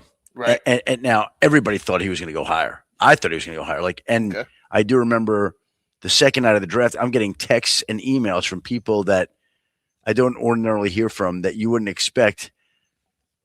Big people, celebrity kind of people, like what the hell's going on with Shedeur Sanders? And it was something that captivated the interest of everybody. And eventually he was drafted, I believe it was 199th overall in the 5th round by the Cleveland Browns. And he came in there, and he's starting again Sunday, and their plan is to start him for the rest of the season. So here's the great part. Whether you're picked 5th overall or in the 5th round, you get your opportunity to show everybody that you can or can't play. And so far, it's looked like he can play. Yeah. And he's going to have more opportunities to show people that he can play. And if he continues to show that, he's going to wind up as a starting quarterback, and he's going to make a lot of teams look really silly for passing him up when they should have drafted him earlier. Yeah. So that's on him, but he's got a great opportunity in front of him. It continues Sunday in Chicago, where it's supposed to be about minus 16 during the game. I don't know if Shedeur played in Colorado, so I'm sure he's playing some cold weather, but I don't know if he's playing that cold. Yeah, that's going to be a inhumane. little different from Colorado and Cleveland. So, but he's got a great opportunity in front of him, and that's all you could ask right now. yeah, I mean, it's interesting to see how that kind of played out. His numbers were there. Everybody, like you said, everybody thought he was going to go first. No worse than the second round, but he dropped in there different reasons. And like I said, we won't get into the conspiracy stuff about it. Now, I'm looking at something. I actually saw an article a couple of days ago. Had a chance to kind of peruse through something, and it was talking about actually my Miami Dolphins and the Kansas City Chiefs, how they have identical records. Yeah. But they're trending in completely different directions right now. Well, yeah, for now. For now. But the Chiefs are still the Chiefs. Okay. And I still think they can make a run here. And the Dolphins play Monday night in Pittsburgh against a desperate Steelers team. Yeah. So we'll see how that goes. But you're a Dolphins fan too? So Born and bred Dolphins. So you're fan. a Dolphins fan, you're a Heat fan. All Miami, yes, sir. Yeah, all Miami. All Miami, that's it. I had attended Florida A&M University in Tallahassee, so I'm a Florida guy too. It was interesting. I have been one of these people that actually I was not as high on drafting Tua out of college because I always felt it's like he was hurt in the SEC. Yeah. Well, and he's going to be hurt in the NFL. And he has been. And every playoff season, he's been hurt in the NFL. Do you think it's, in your opinion, do you think the Dolphins are going to be, because he does great during the regular season. It gets to the last couple of games and something happens. And honestly, I'm hoping he looks out for his health and he's thinking more about that because I know. Yeah, well, that's always important. Yeah, he's got most important, stay healthy. And you hope that he does stay healthy. And, they fired their general manager. Their head coach has done a very nice job in the interim. They've turned around their season. They're winning games. And as long as that's the case, I expect Tua to be back next year playing quarterback. Okay. But that'll be like the last year of guaranteed money in his contract. So I was about to say, yeah. So he's got to step up and prove he can be the guy and stay healthy. There's a lot he has to get done, but he's certainly capable of doing it. Okay. Is there any hope for my Dolphins to wild card our way in or anything? Well, I'm not going to steal your hope before Christmas. I am a realist, so. But I don't have great hopes. Okay, there you go. They'll do that. That'll work for me. I don't want to steal all your hope, but we'll leave you some hope that they can do it because things happen. Yeah, things happen. Christmas miracles happen. But I wouldn't be counting on it. Don't bet the mortgage, right? No. Don't do that. I wouldn't. Okay. Won't do that then. Yeah. Folks, again, we want to thank you. Thank you for having me. I appreciate you having Mr. Adam Schefter. Shefty. Oh, and I also should mention the website. If you don't mind, please do. Yeah. Screen4type1.com. Go to screen4.com, type1.com. Screen FOR, type 1, ONE. Screen for type 1. The number 1. Yeah, exactly. Screen for type 1, number, like the number 1. Number 1. .com. Screen for type 1.com. We'll make sure we get that up on the screen. And yes. I've got to let my young guy. He has a question that he wants to ask. He looks like he's busting to ask something. I am. I'm a huge Falcons fan. Yeah. Obviously, Michael Penix went down with injury this year, and Kirk had to step back in. So, in your opinion, what does our quarterback situation look like next year? Because I know Penix is supposed to be out. I heard that he's supposed to be out for some time. Rest of the season, definitely. I'm talking about for next season. Okay. So, what is your outlook on our quarterback situation? Well, I think Kirk's got no more guaranteed money left, and he's due like $35 million next year. So, I mean, they're not going to pay him that. No. And I don't know if he likes Atlanta enough for his family to stay where they could reach some sort of compromise. We don't know who's going to be coaching the team, whether Raheem or somebody else will. Yeah. We don't know how somebody's going to feel about Kirk. There's a lot of uncertainty there. Here's what I would say. Michael Penix hopefully will be back for the start of next season, though I don't think that they can count on that. They're going to have another option at the very least. Kirk Cousins, another quarterback, whoever it is. And I think they have to probably go draft another guy too, because Michael Penix now has had multiple injuries, and you have to start to think for the idea that somebody else has to be trained and groomed. So to me, it'll be Penix, and then there'll be two other quarterbacks. It'll be some young guy that they draft and some mid-round that they like, and there'll be some sort of veteran, whether that's Kirk Cousins or somebody else. How's that? That's amazing. I'll take that. Okay, you got it. That's easy enough. There you go again, guys. Mr. Adam Schefter, thanks again. Again, Screen4type1.com. Screen4type1.com. And go get that done. Find your friends. Yep. Tell your family. Go get checked out. Go to your doctor. Get checked out. And get screened yourself. Go to your doctor. Go online. Go Go online. online. Just go online. You can see yourself. You read about it yourself there. All right, folks. Thank you again, sir. It was a pleasure. My pleasure. Thank you for having me Take care. today. We'll be back, folks. Yeah. It's like a loop machine. All around town, trying to get down.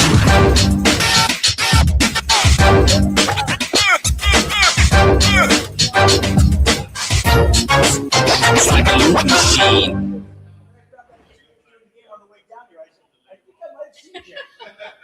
It's never too early to plant the seed, to share the tradition, and instill a sense of pride in your HBCU with your little ones. HBCU Pride and Joy Children's Boutique helps you share your school spirit with a wide selection of adorable kids' apparel and accessories officially licensed from your favorite HBCU. Visit hbcupridejoy.com and follow us on all social media at HBCU Pride Joy on Facebook and Twitter. There's a shot to right. It could be. Right field. Grand slam. What a shot. That's how you get hot, young fella. Thank you guys for what you do for HBCU athletics. This is a fantastic avenue for all of us. This is our ESPN, so we love what you guys do, and all you guys at BCSN. We really appreciate what it is that you guys do for us. It's the 37th Annual Zora Festival. It's in Edenville, Florida, Saturday, January 31st and February the 1st. On Saturday, the all-white party tribute to Frankie Beverly with bass guitarist Jubu. Fred, Sunset, and Taisha Williams. On Sunday, the Line Dance Party Live with Jeter Jones, Mike Clark Jr., and Boss Lady Coco. Tickets available at zorafestival.org. This is Ryan Fulford. AD Drew and I are co-hosts of the BCSN Sports Wrap. We talk about all things related to HBCU athletics. From the games, teams, coaches, and fan interest stories, we cover it all. You can find our shows on Facebook at BCSN Sports Wrap, YouTube at MyJBN Online, and everywhere you listen to podcasts like Anchor, Spotify, Google, and Apple Podcasts. You can also find the show on the Jericho Broadcast Network's app. Make sure to download. We look forward to you joining the conversation and being a part of the show.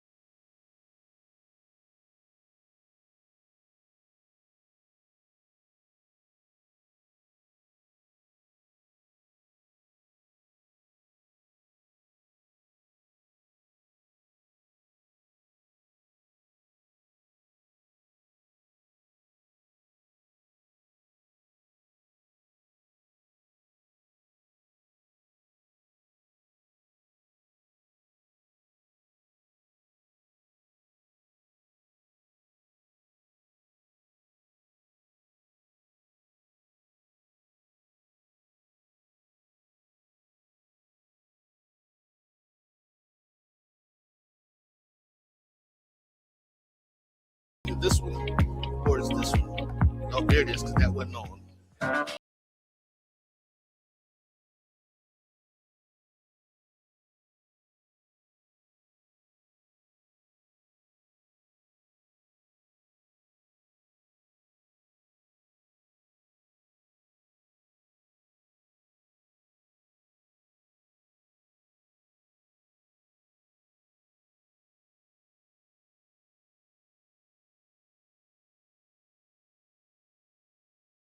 You're looking for the latest information on Southern University sports, the Southwestern Athletic Conference, and HBCU athletics. There's only one place to go.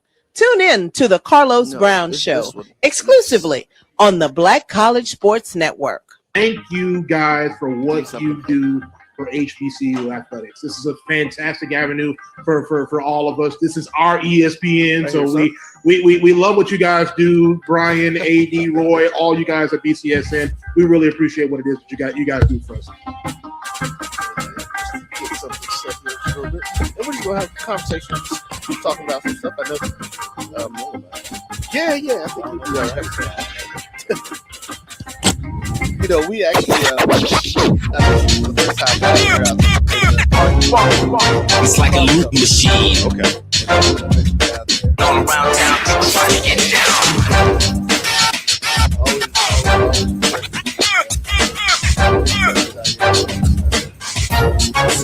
It's like a loop machine. Deal is, so I've been at, I understand your.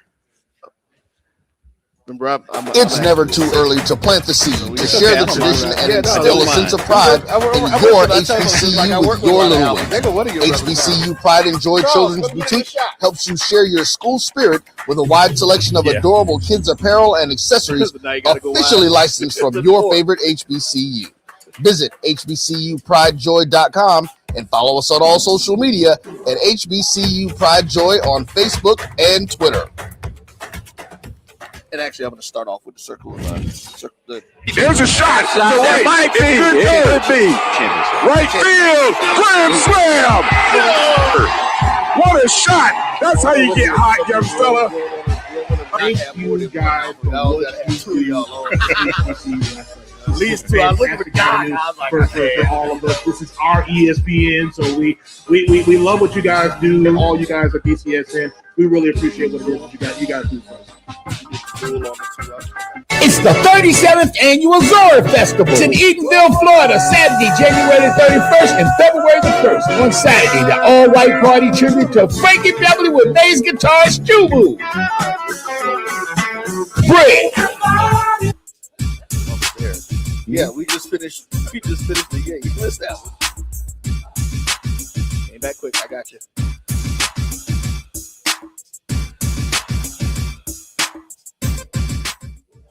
Hello, everyone, and welcome back to the BCSN Game Time Show. We are live from the Celebration Bowl, Media Day, Media Row, and of course, you see a couple of faces that you guys are completely familiar with. It is Mr. Charles Bishop and Mr. Carlos Brown from the Carlos Brown Show and inside the HBCU Sports Lab. And then there's another gentleman sitting next to me that many of you are familiar with. No, I'm probably not. You don't think they know who you are? No. Mr. Jay Harris, ESPN, also a member of Alpha Phi Alpha. Go ahead, there they go. They give them the opportunity to do their thing. First and foremost, it is what it is. So, see, Alpha's there. Y'all some demons. Your boy just showed up. Like, we've been here 4 hours. Really? Charles, I had to get prepared to be here. Well, it takes a minute. There we go. You working with all what we're working with. It takes a minute. I got you. Well, first, listen, thank you for taking the time to sit down and talk sure. with us. And let's start about what you're here with doing over the weekend. We know it started off last night with you hosting the Champion Circle special or event. Kickoff dinner. Yeah. Kickoff dinner is what they call it. Okay. We actually did live stream that now. But tell me about just your involvement and how that was for you, how that happened. It's actually one of those things that I've done since the inception of this game. Oh, wow. From 10 years ago. Okay. Yeah, hosted the dinner. I've known John Grant, the executive director, for years. I also host events at the MEAC SWAC Challenge. Okay. He likes to brag that I have perfect attendance at both events. Really? Yeah. See, that was so Charles, now I understand what that means. I just hadn't been special enough to this year to get to see it because I hadn't been invited to some of these other events. Mr. Grant, we'll have that conversation.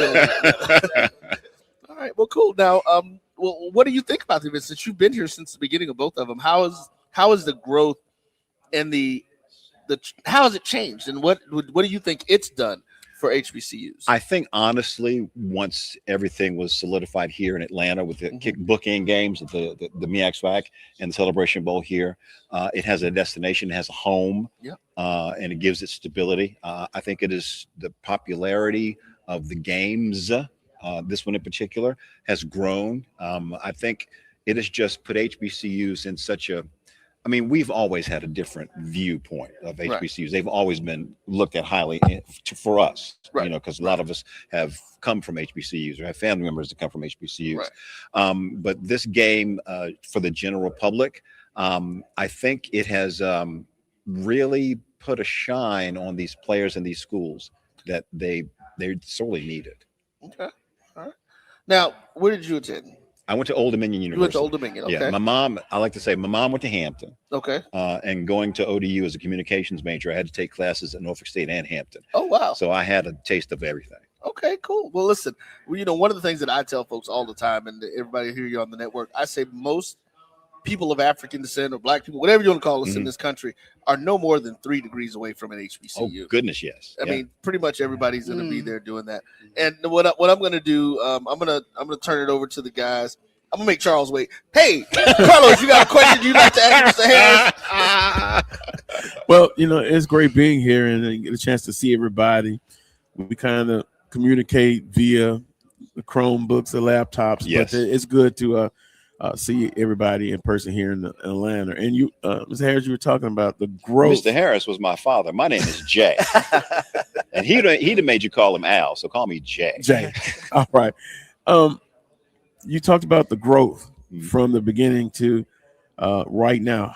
How do you see maybe the future, if we can even think about that? Do you see much success continuing and building?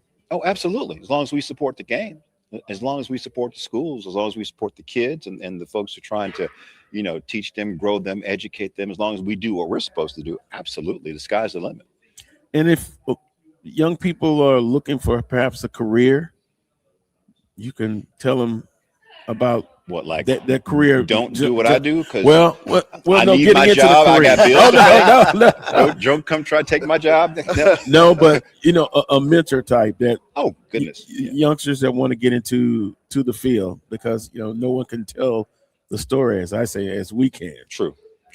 I have a few, and I could always take on some more if anyone's looking for a mentor, mentee to try and establish it, because it doesn't. I'm looking right in the camera. It doesn't happen immediately. You have to establish the relationship. Yep. So we can work on that. Mr. Bishop, sure. Jay, let me ask this question. You said in terms of being here since inception, but just that red jacket ceremony to see these coaches come through, and another one as adorned on TC Taylor yesterday, but just that ceremony itself, what has that been like for you in terms of watching those guys? Honestly, I think that's the best part of the program, recognizing those men for the work that they've done, reaching the game, being, you know, the community pillars that they are, and having the respect of the conferences and everyone in the game and the kids, right? The kids, you know, they rotate in and rotate out, and the coaches are there trying to keep things happen and make things happen. So when you can recognize and heap love and praise on those gentlemen, it's a good day. I think that's the best part of the program. Yeah, that's a fun part of the program, and just talking with Coach Buddy Pugh, you know, those guys, they have a little fraternity with amongst themselves. So they do. The next one coming in, he gets the membership intake process. Yeah, you see them in the hotel roaming around together. Exactly. All right. Well, listen. What else would you look at? We've had several questions on. We had Commissioner Stills on earlier today, and one of the questions that was asked was, what about creating some sort of a basketball event that happens with, say, the champions from the previous years to bring here for that? What do you think the opportunity is, and what should we do to grow some of this stuff to create more exposure for the HBCUs? Oh wow! Now see you going above my pay grade now. Everybody's got an opinion. Everybody's got an opinion. That's we want your opinion as a sports broadcaster. I mean, sure, absolutely. If you put the commitment and the money in and create the right mechanism, sure, it can work. I mean, yeah, it can work. So just to make that clear, everybody, we noticed that he said something similar to what Commissioner Steele said. Somebody need to come up with some money. Yeah. So we're gonna get that thing going, and it's great. We look at these situations, and it's like I said, it's been here. We've been here since the very beginning of both games. The Black Hawk Sports Network, we actually streamed the first two MEAC/SWAC challenges. Nice. That they had, and before they were put on the ESPN and working with Mr. Grant and doing some different things, and it has been an amazing growth process. Birmingham days.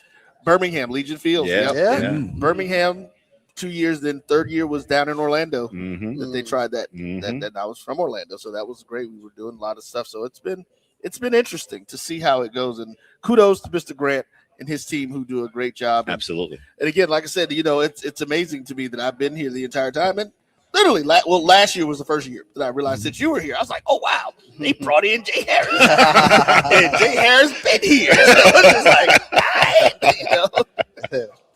I do have one just as a personal fan situation. Someone who's watched you do what you do on TV and being in sports broadcasting. What was ESPN your goal? What did you want to do to get you where you are in this? You went to school for broadcasting, so apparently you wanted to do something in this realm. I did. I wanted to be a journalist. Okay. I fell into news first, and I really didn't have any aspirations for ESPN. It was an opportunity that presented itself. Okay. And after a lot of back and forth within myself and family, I said, sure, let's do it. And it's still here. February to be 23 years later. Oh wow, nice. You got a follow up? Yeah, one quick follow up and tremendous documentary, 30 for 30 on Stuart Scott. Absolutely, dear fraternity brother. But did Stuart have any influence on you as a broadcaster at ESPN? You mean before or during or at any time? Or any point in time. Yes. I remember, and I'll tell a quick story. It was towards the latter part of his life. He was a little ill, too ill to travel. The National Association of Black Journalists at the National Convention in Boston was going to honor Stuart. He couldn't make it, and they asked me to fill in for him. So I called him up, and I said, bro, they want me to fill in for you to speak. Is there anything that you would like me to say in particular? And in Stuart fashion, he basically cursed me out and said I wasn't no blankety blank blank blank MF and blankety blank BS fill in, and don't ever say that again. Second, just do you. Yeah. Speak from the heart, and you'll be fine. Sure. So just do you is the advice that every show pops into my head, because the young folks, it's a Xerox kind of business. They see whatever they want to copy, blah, blah, blah. And I get that while you're trying to get your feet up under you. Sure. But you have to find your authentic self. Yeah. And that's what's going to come through and break through the screen. No doubt. So, yeah, I think about just do you. That's the influence and the advice that I will keep forever from Stuart Scott. Absolutely. Nice. I would be remiss if I didn't give an opportunity. Mr. Hobbs, do you have any questions that you'd like to ask or anything? Okay, he ain't got nothing right now. That's just surprised. Just wanted to make sure. Come on, Mr. Hobbs. All right. Our young guy, he's brilliant though. He's done a lot of good work. And, we found him. Actually, he found us. Okay. Year and a half ago down at Miles College while we were down there doing some work, and he's been tied to us ever since, and he's done some great stuff. Nice. So really growing, and that's what we want. We talk about some of the stuff. One of our purposes is to train the next generation of people to tell the story from our perspective. And to do it the way we want to do it. But is there anything that you would like to say to anybody? Say to any fans about the Celebration Bowl, about anything? Can I go a little personal? You can, please. Okay, this is for the men in particular. Go to your annual physical exam, your checkup, get your blood test, get your PSA tested. I had about prostate cancer, and I had my prostate removed and all the cancer removed with it. So I don't have it anymore right now. Thank you. Yes, but it was caught because I had a blood test at my annual physical. And if I had not kept up with my health and had the blood test, the PSA test specifically, I don't know if I'd be sitting here with you. Wow. So please, it affects 1 in 8 men, 1 in 6 men if you're black. Black. I was about to say, I think Yeah. ours is a little higher than that. So. Yes, and we are 2.5 times more likely to die from this disease, prostate cancer. So yes, please go get checked. And I please. appreciate that. I got checked and I caught something beforehand. So, Really? So thank you very Absolutely. Good night. What? Good job. Good I job. just Way to did go. my Yeah. doctor's appointment and had all my tests done 2 weeks ago. So we're getting in there, and we are. I mentioned this when Shefty. He told me I could call him Shefty. You know that. He told me I could call him Shefty, but we were talking about it because he was talking about type 1 diabetes. Yes. But I was telling you that one of the things that we're going to be going into 26 with as a network is that we're going to get very, very aggressive in talking to brothers, especially about our health, because women tend to go to doctors more regularly. They are so good at it. We don't. No, we don't. And we have to get better at it. We don't like to talk about it. Yeah, and that's the other thing. We don't even like to talk about it. And we'll be reaching out. I am a member of Phi Beta Sigma Fraternity Incorporated. Okay. As I would don't say, even mind that. the greatest fraternity in the world. But we're going to reach out It's to all okay. the You other gotta guys believe too. what you gotta believe. That's right. Speaking, you believe Right. it. That's right. You heard Coach say it. There you go. But no, seriously, we're going to be reaching out with some national initiatives to really address it and get with the fraternities to do some things. We've got folks who have health issues and have problems, and they got to go through this stuff. This thing is tough.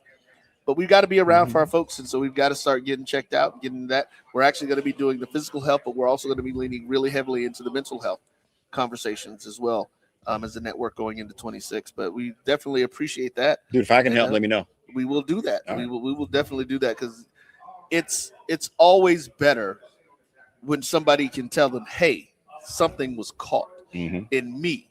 But everything else, because we're men. Right. So anybody else just telling us that, it's all theoretical. But when you say it, right, it's a big difference. Carlos? Oh, no. Yeah, absolutely right. If you watch my podcast, I came out a year ago, chronic kidney disease. And so I'm on dialysis right now and I do it at home every day. And just to make the trip here, you have to make some adjustments. But, hey, I'm still here. I'm still doing relatively well. And you don't give up. Yeah. You really don't. You keep fighting. Yeah. You keep fighting. Absolutely. All right. All right, guys. First thing you heard, we're going to get into it. Make sure you go get tested. Get those blood tests done. That's right. Find out what's going on. You need to know. Not knowing is not the answer, because even if you don't know, it's still there. And so we got to make sure we're being around. We want to thank Mr. Jay Harris for coming in there. Appreciate you, brother. Yeah, listen, I said, I work with a lot of alphas. Tell you a story, man. I actually thought about pledging alpha for like 15 minutes. What? Whole 15 minutes. What? Yeah, man. What happened? Reggie Mitchell, man, my guy, Reggie Mitchell was real cool. It had me thinking about it. I came to my senses. And then this guy. We'll be back, folks, with more BCSN Game Time right here from the 2025 Celebration Bowl Media Row. It's the 37th Annual Zora Festival. It's in Edenville, Florida, Saturday, January 31st and February the 1st. On Saturday, the all-white party tribute to Frankie Beverly with bass guitarist Jubu. Bread, Sunset, and Taisha Williams. On Sunday, the Line Dance Party Live with Jeter Jones, Mike Clark Jr., and Boss Lady Coco. Tickets available at zorafestival.org.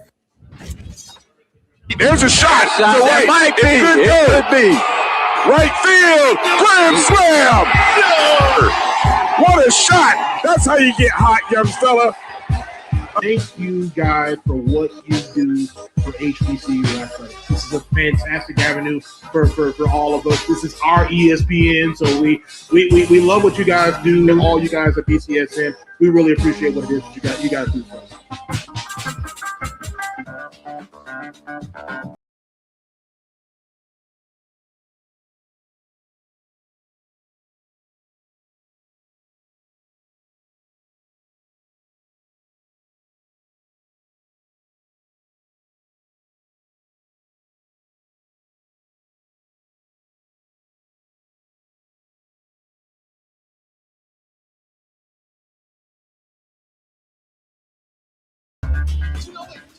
It's never too early to plant the seed, to share the tradition, and instill a sense of pride in your HBCU with your little ones. HBCU Pride and Joy Children's Boutique helps you share your school spirit with a wide selection of adorable kids' apparel and accessories officially licensed from your favorite HBCU.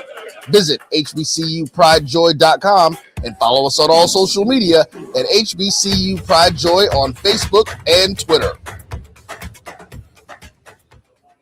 Thank you guys for what you do for HBCU athletics. This is a fantastic avenue for all of us. This is our ESPN, so we love what you guys do. Brian, AD, Roy, all you guys at BCSN. We really appreciate what it is that you guys do for us.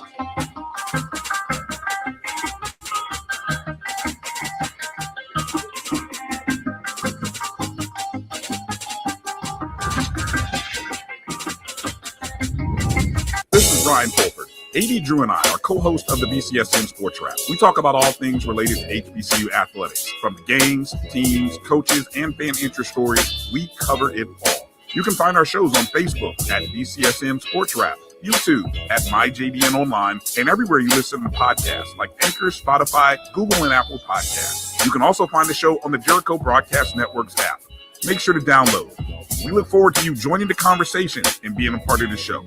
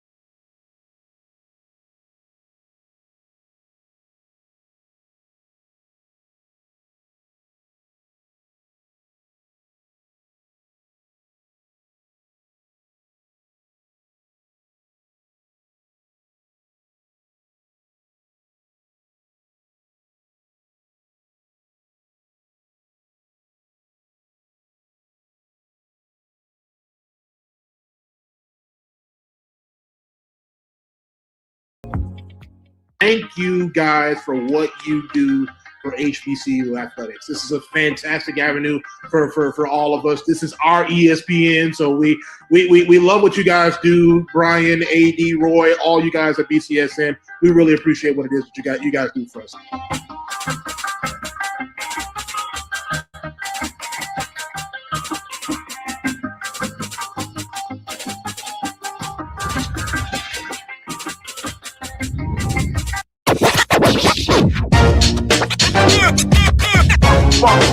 It's like a loop machine. Going around town, people trying to get down.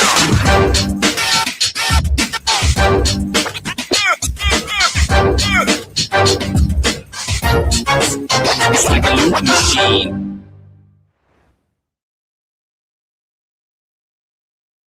When you're looking for the latest information on Southern University sports, the Southwestern Athletic Conference, and HBCU athletics, there's only one place to go. Tune in to the Carlos Brown Show, exclusively on the Black College Sports Network. This is Brian Fulford. AD Drew and I are co-hosts of the BCSN Sports Wrap. We talk about all things related to HBCU athletics, from the games, teams, coaches, and fan interest stories. We cover it all. You can find our shows on Facebook at BCSN Sports Wrap, YouTube at MyJBN Online, and everywhere you listen to podcasts like Anchor, Spotify, Google, and Apple Podcasts. You can also find the show on the Jericho Broadcast Network's app. Make sure to download. We look forward to you joining the conversation and being a part of the show. It's the 37th Annual Zora Festival. It's in Edenville, Florida, Saturday, January 31st and February the 1st. On Saturday, the all-white party tribute to Frankie Beverly with bass guitarist Jubu. Bread, Sunset, and Taisha Williams. On Sunday, the Line Dance Party Live with Jeter Jones, Mike Clark Jr., and Boss Lady Coco. Tickets available at zorafestival.org. There's a shot to right. Might be. It could be. Right field. Grand slam. No. What a shot. That's how you get hot, young fella. Thank you guys for what you do for HBCU athletics. This is a fantastic avenue for all of us. This is our ESPN, so we love what you guys do, and all you guys at BCSN. We really appreciate what it is that you guys do for us.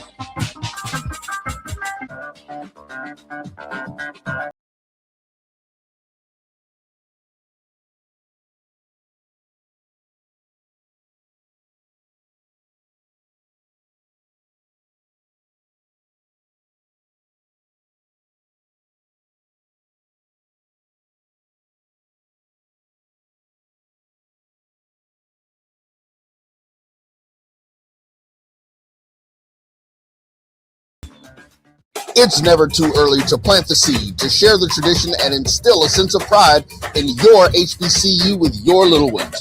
HBCU Pride and Joy Children's Boutique helps you share your school spirit with a wide selection of adorable kids' apparel and accessories officially licensed from your favorite HBCU.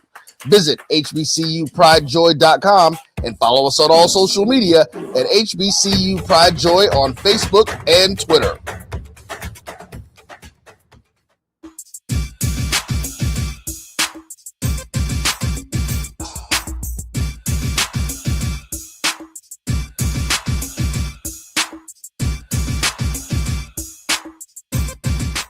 Hello, everyone, and welcome back to the BCSN Game Time Show live from the 2025 Cricket Celebration Bowl Media Row.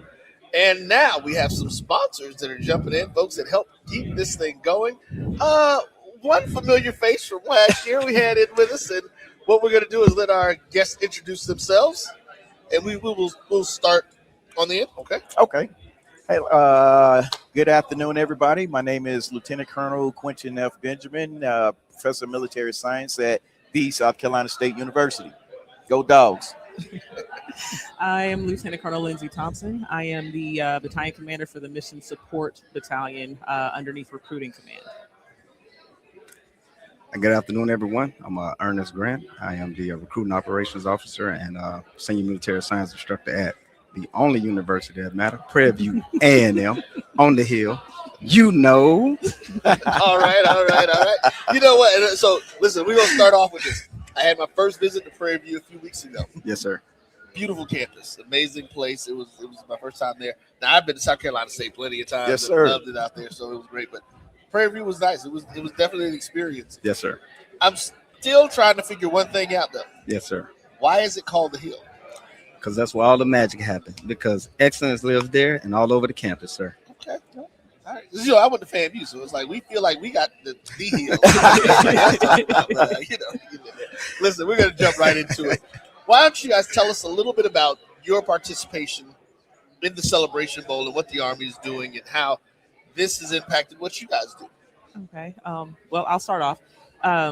The Mission Support Battalion is basically the marketing support to recruiting, right? So at the fanfare and some of the local high school visits we've done earlier, we've actually had some of our larger marketing assets to go out and serve as kind of a bridge between the American population and the Army. Our intent is basically to showcase all of the different opportunities that the Army has in store or has available to, again, the American population. So inside of our trucks, inside of our assets are a number of different things. I've got about 22 of these really big 18-wheelers that you'll see up and down the interstate with Be All You Can Be written on the side of them. Well, inside of those trailers are a number of different activities. We've got everything from gaming systems to flight aviation simulators and all types of different things. But again, the purpose behind those is to showcase all of the different trades and fields that the military has available to those who might be interested in coming in and joining the force. So. Well, that's interesting. We definitely have to talk a little bit more about that, gentlemen. Yes, sir. Okay. Our role in the Celebration Bowl, we are here to support, of course, all of the recruiting command and then all of pretty much the assets that are actually on the ground. But most important for me, it is my job here to kind of spread the word about Prairie View A&M ROTC program, what we do, why we do it, and how we do it, and just kind of let the world know that, you know, we're here. We have excellence there at Prairie View, and we just want to share that with the rest of the world. Okay. And the same thing with South Carolina State. In the Celebration Bowl, we are participating in. We got the color guard. We're doing the color guard for the activities, and then we got the push-up team. But with that, you know, the program, the ROTC program is, you know, to give back to the community and everything else, and you know, just excellence across the board. You know, it's just another avenue to get where you want to go. You know, in life. You know, you got corporate America, and we can use the tool of the senior ROTC program to get where you want to go. You know, build on your leadership abilities, your skills, your management skills, and then you can go back into corporate America. Okay. Now, I'm going to ask you two gentlemen, how long have you been at your respective universities? I've actually been there since May. So you're new. Yeah, I'm brand new, but not new. I'm actually a retired combat veteran. I did 21 years in the military. So just being in this role, it actually helps me give back to all, you know, the future, and give them my life learning experiences and pretty much all the military knowledge that I have. That way they can make their 40-year decision and go out and be excellent like we do at Prairie View A&M. Okay. Yes, sir. I'm also brand new myself. I've been on ground about 100 days now. Okay. I took over for Lieutenant Colonel Pittman.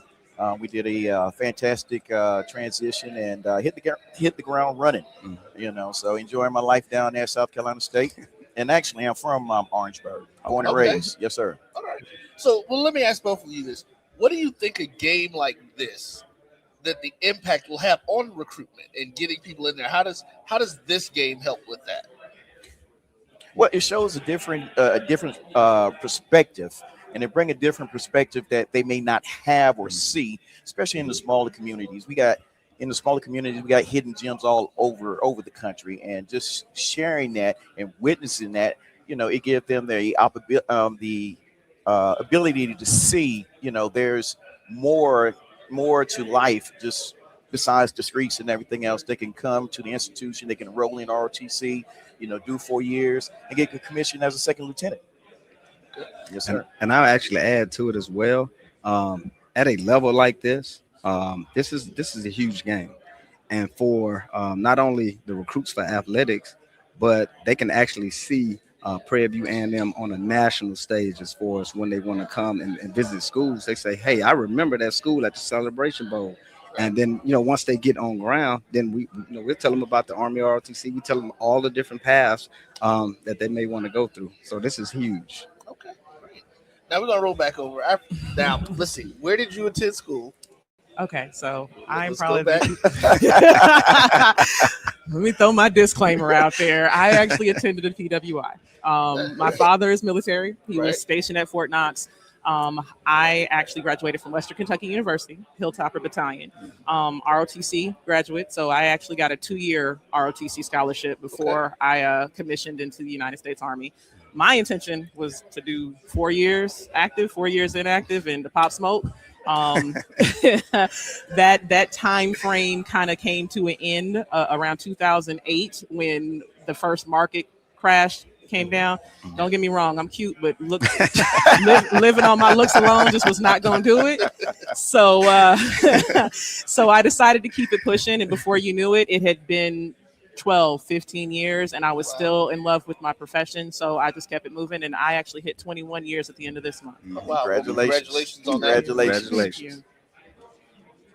You're a member of sorority. I am. You are a member of Alpha Kappa Alpha Sorority Incorporated. And that's what I was getting at. I was trying to remember. I was like, did he not say that now? But listen, so let's do this. And we're going to start with you. If you could talk to young ladies out there to tell them what they, what your path was like, even though it was different and it wasn't your intent. How has this benefited you, and what could they see trying this? So when I am mentoring young girls, whether it be in my church or just in our community, one of the things that I do a lot is I take a step back and I kind of reflect on the things that I've done that would have made me proud had I been talking to myself back when I was in college. I am 43 years old. I own 3 homes. I have 2 paid off vehicles. I am in a position now that I am going to retire and still be young enough to start another career. But should I decide that I want to just sit on the couch for the rest of my life, I am going to have a continuous paycheck for the rest of my life. I see what the economy looks like today, and I see the fear in the eyes of a lot of these Gen Z kids who are coming out of college and not necessarily knowing what the future lies or what lies ahead of them in the future, simply because AI is transitioning things so rapidly. It is. Just the way the job market is developing. I am happy to say that the organization that I chose to become a part of has instilled in me some very, very, very strong, topics, that have led me to be successful. Mentorship, the value of mentorship, right? And understanding that there are people who have done what I want to do, and they're the cheat code to life. Like, why go out there and fumble through it when you can reach out to someone who will actually invest in your success and your future and lay out the path for you, and even open doors that you may not have even known existed. And then leadership. The Army in and of itself, the military in and of itself. Yes, everybody assumes that the military is built for, war and all these kind of things. No, our core competency is leader building. Yes. We build leaders. Leadership is our core competency. So everything from being able to visualize and use your imagination to come up with an actual vision, and then having the ability to communicate and express that vision to the individuals that you need to execute said vision to bring it to life. That's important, and our kids have to be able to do that. And then, of course, getting the real world experience necessary to then be successful out in the civilian world. A lot of these kids are going into a world where they're expected to have 2 and 3 years of experience before they actually get the job that they were going to need to get the experience. It's like this revolving door that doesn't make any sense. The military offered me that without questioning the experience I was coming in with. I came in fresh out of college, and the only thing I had really done was worked at Nielsen Media Research and Radio Shack. You said Radio Shack. I did. I told my age. I'm sorry about that. but that is that is the value that I think that this organization really provides to the community, is that we are willing to take the unexperienced. We are willing to invest in them. And then if you so choose to go back into the world, we are willing to allow you to go back into the world with certificates that we paid for and experiences that are incomparable to anything that you would have found in the outside world. And then you can go do with that whatever you will. Yes. Well, gentlemen, listen, I know you guys have other folks to go see, and that was so eloquently It was. put together. I don't think there's a whole lot more to add for everybody across the board. Yes. We're going to give you all the last words, though, to say to your fans, to anybody else that you want to speak to get out there. Yes, about sir. This weekend. Come to Prairie View. Come watch Prairie View and watch us win this game. I don't really have a dog in the fight, but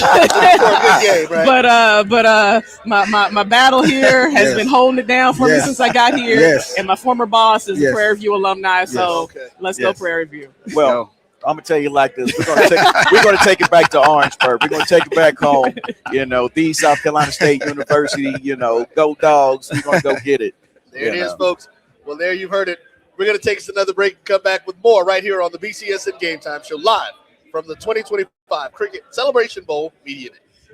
This is Brian Fulford. AD Drew and I are co-hosts of the BCSN Sports Wrap. We talk about all things related to HBCU athletics, from the games, teams, coaches, and fan interest stories. We cover it all. You can find our shows on Facebook at BCSN Sports Wrap, YouTube at MyJBN Online, and everywhere you listen to podcasts like Anchor, Spotify, Google, and Apple Podcasts. You can also find the show on the Jericho Broadcast Network's app. Make sure to download.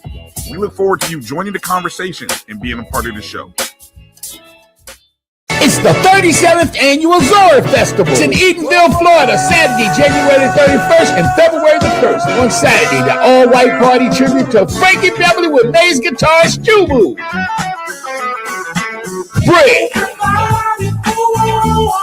Sunset, and Taisha Williams. On Sunday, the Line Dance Party Live with Jeter Jones, Mike Clark Jr., and Boss Lady Coco. Tickets available at zorafestival.org. You're looking for the latest information on Southern University sports, the Southwestern Athletic Conference, and HBCU athletics. There's only one place to go. Tune in to the Carlos Brown Show, exclusively on the Black College Sports Network.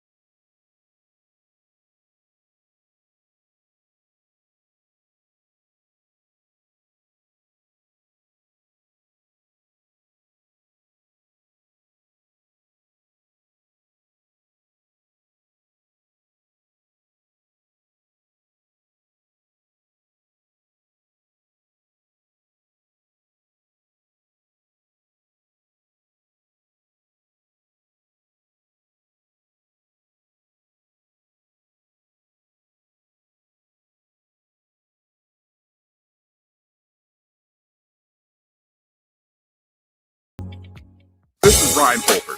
AD Drew and I are co-hosts of the BCSN Sports Wrap. We talk about all things related to HBCU athletics. From the games, teams, coaches, and fan interest stories, we cover it all. You can find our shows on Facebook at BCSN Sports Wrap, YouTube at MyJBN Online, and everywhere you listen to podcasts like Anchor, Spotify, Google, and Apple.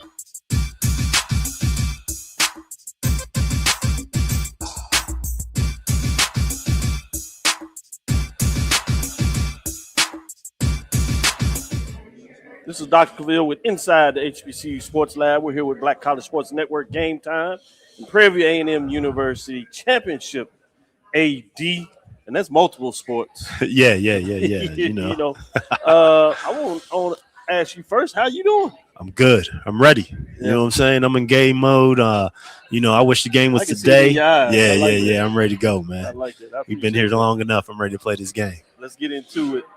Let me take you back a little bit, though. Okay. In all seriousness, I had the pleasure and the fortune, I would call it, when you were actually interviewing for the job.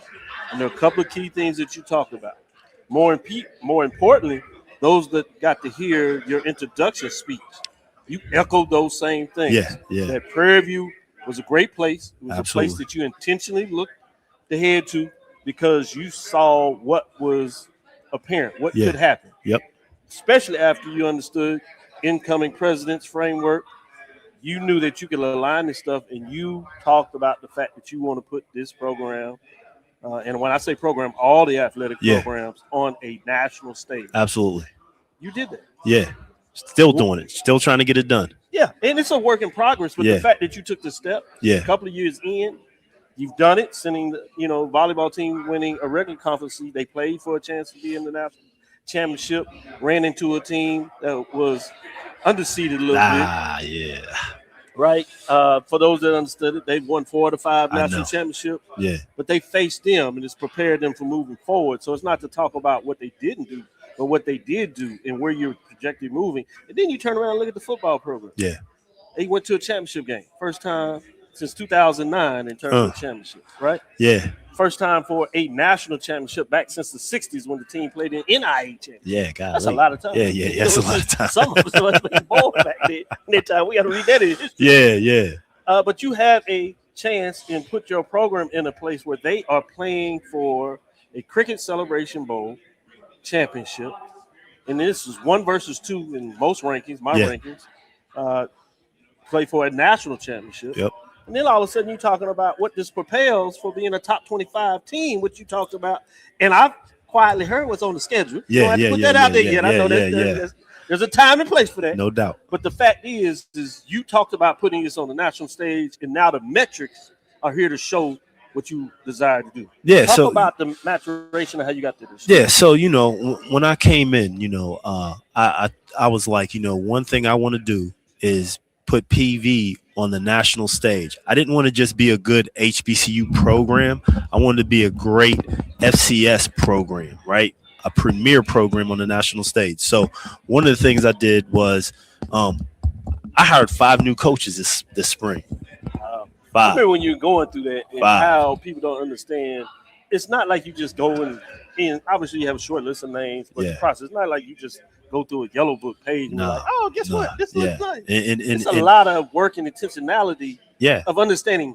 Not are you just a good coach, but are you a fit for what you're trying to do with the program? And I was a search committee of 1 on all of them, right? So, one of the things when what I love about my president is that when I made the change, I asked her, how involved do you want to be in this football search? She said, I don't want to be. I hired you to do that. Then I said, how big do you want me to make the search committee? She said, that's up to you. I said, well, are you okay with me being a search committee of 1? She said, whatever you want to do. And so I respect and love her for that, because I'm a man that, hey, you know what? If I make a decision, hold me accountable. What I don't want to be held accountable is for somebody else making a decision, then I got to manage the situation. You know what I'm saying? So I don't have to worry about that. And that's why I think we were able to be as successful as we've been. As fast as because I knew when I started the process, when I started talking with Coach Jackson, I knew he was the guy. And it was to the point of, I need him, he needed me. Right. And it was one of those things, man. It just aligned at a great time, and we believed. A year ago, I was sitting in this hotel, right? Yeah, a year I ago, saw you. and people were asking me, "Who you gonna hire? Who you gonna hire?" I said, "You'll know when we make an announcement, right?" Yeah. And I was including one of them people. Don't be thinking I get all this inside information calling me. Yeah. We good at it, but he's I fair told to everybody. He's I like, said, "Yo, man, everybody will find out once we make the announcement." And in my talking with him, I told him, I said, "Man, if you come here next year, we'll be in the Celebration Bowl." And he said, "If I come here, we will be in the Celebration Bowl." So it started out with a belief between me and him, and then the belief bled into the staff that we put together. Then the program we 72 new people, right? We brought 72 new kids into this program, and we had to make them believe that the goal was to win the SWAC, win the Celebration Bowl, one game away from fulfilling that. So I put on my black Santa Claus. You know how black Santa Claus be tough. So I asked for one gift. Santa Claus. Yeah. I imagine you know what it is. Yeah. So hopefully he'll deliver tomorrow. But with that being said, let me go to Joe Clay, 1876 partnership that we have here, and give him a chance to ask you a couple of questions. So you were talking about your recent coaching hires. You've done a fabulous job with the new coaches you brought on staff. With the latest success story, our volleyball coach winning SWAC, running through the SWAC division. Yeah. Speak to us about what do you look for from quality traits for your coaches? Yeah. So first and foremost, whatever sport it is, I look for somebody who's an expert in that sport, right? Their knowledge, their experience. Then I look for success, track record, like where have they been? Who have they been around? Who are their mentors, right? Mm-hmm. You know what I'm saying? Because to me, that tells me the type of coach they'll be, right? But then I go to that fit part of, if I look at a coach, will they fit within the PV system, right? Well, like in the PV system for me is, we got 5 Panther pillars, and that's academic excellence, athletic excellence, career development, community service, and personal development. Are they going to be able to take those Panther pillars and put it in their team in their own way, right? Obviously, I want somebody who is passionate as me, who almost hates losing as much as they love winning, right? That matters to me, man, because I'm super competitive. I hate losing, man. You know what I'm saying? Like, I am such a bad loser. Yeah. I win, I'm like, okay, whatever. But like literally, I'll tell you this. We won the Celebration Bowl. Yeah, I was talking trash a little bit. Boom, I'm happy. But in the back of my mind, I'm thinking like, man, we got another game. Yeah. Right? I got to turn this around as far as logistics, get my team down here. Like, we got to focus on this. We had literally like Saturday, okay. I had Sunday, Monday. We was here Tuesday, right? Travel logistics, hotel, all this stuff, right? Require. Making sure the kids get back and get what they need. Yeah. We're in the middle of finals. You know what I'm saying? Got graduation. The commissioner said, "Hey, man, I'm impressed with y'all because normally we have a week in between, right?" Mm-hmm. He said this is the first time that a SWAC school came down here this early, like because one of the things we talked about. We need to practice, right? And so we wanted to get down here, get acclimated, and practice, man. Get on our schedule. And we know when you're traveling, you're not on your schedule until you get to your destination. So the earlier we can get to our destination, the quicker we can get back to our routine. Yeah. And it's huge that you were able to understand that and make that happen. Because I'm not sure people understand universities and how many marks are there, especially state universities.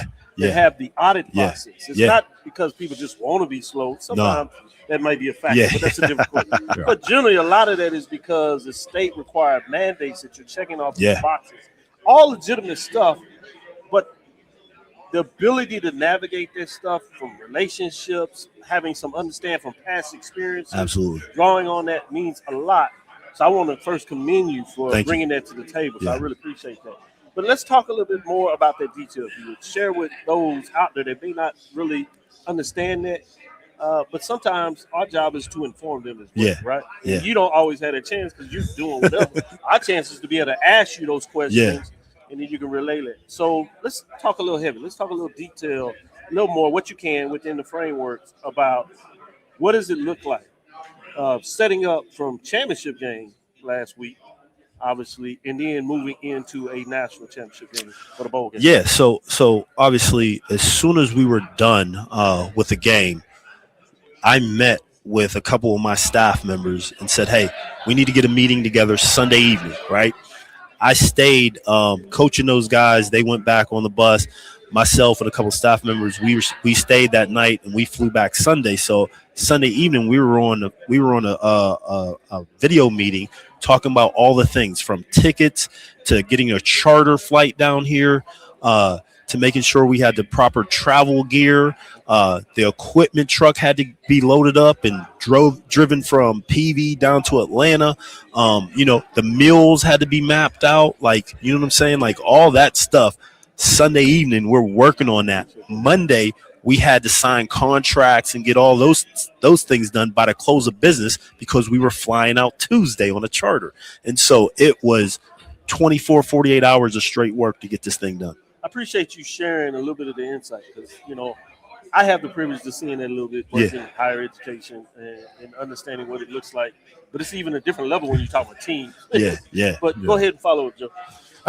When we talk about educating the fan base, Dr. Cavill's gotten me he's pulled me into that, educating me one, and then having me to educate PV fan base on certain things. No doubt. And one of the issues that PV fan base isn't necessarily knowledgeable about is the difference between having the opportunity to play in the Celebration Bowl versus going to the FCS playoff system.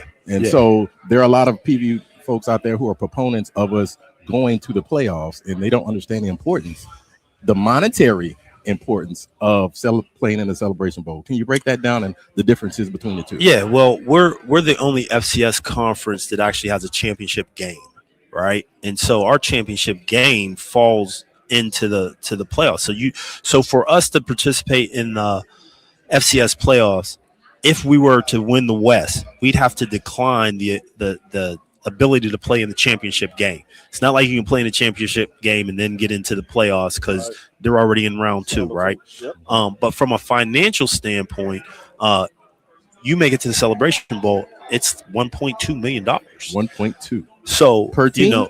So that's a lot of money. That's a lot of money. You know what I'm saying? And so, and then the exposure, right? The winner of this game gets to claim a national championship. You win the first round of the FCS game, no one you're moving to the second round, right? And so what I think people got to understand though is we're trying as a conference, and we talked about this in our meetings today, is we're trying to schedule to the point where if, say, Alabama State, right, they don't make it to the championship, but they've got a good enough schedule that they can get into the playoffs and represent. Schedule is right? very important. So that's one of the things we talked about, not scheduling NAIAs, games that don't count, and so we're going to – Dr. Cavill gave a little insight. You'll see our schedule next year. It is a premier FCS schedule, right? Get your tickets, baby. Like it is. And from a fan perspective, we want to see those tough games. It's a gauntlet. Yeah. And I'm telling you now, if we're successful next year, we will be ranked very high. Okay. But we want a SWAC team to be able to represent in the playoffs, right? You know what I'm saying? Because, like you had this year, right? Alabama State beat us. Jackson State beat them. So Jackson State had the head-to-head over there, right? And so only one team can represent the East. One team can represent the West. But they were a very, very good team. Yes. But they played a couple D2s, and then some of the teams that they beat had scheduled a couple D2s or a couple, that like even we played the Lincoln Memorial out in California, which right? We're never playing them people again, man. Not that I have anything against them, right? It's just that I've got to schedule at a higher level for us. Yes. If I want us to be a premier FCS program, we've got to play other FCS programs. Yeah, I think it's a beautiful thing when you're the winner of the SWAC has the opportunity to play for $1.2 million, and the consolation prize for the runner-up is you go to the playoff system. Yeah. So it's a win-win for both teams. Yeah. Let me follow up with this question next in terms of this is also the SWAC media bringing together. You got the Hall of Fame going on. You have your meetings. That's presidents, ADs, SWAs. Talk about what you can. What does that look like when you go in those rooms? And you hinted on a little bit about scheduling philosophy. Give us some of the things that you talk about in those meetings that you do. Yeah. So, first of all, it's good to be the champ, right? Yes. When you walk in the room, everybody congratulates you, give you a hug. We're behind you. You know what I'm saying? So, hey, it's good to be the champ. I'm trying to tell you. Yeah, no. But I mean, we talk about the business of the SWAC. Everything from I sit on the FCS oversight committee, so I give a report. We've got AD Robinson from Pine Bluff. He sits on another NCAA committee, so he talks about what's going on in that committee.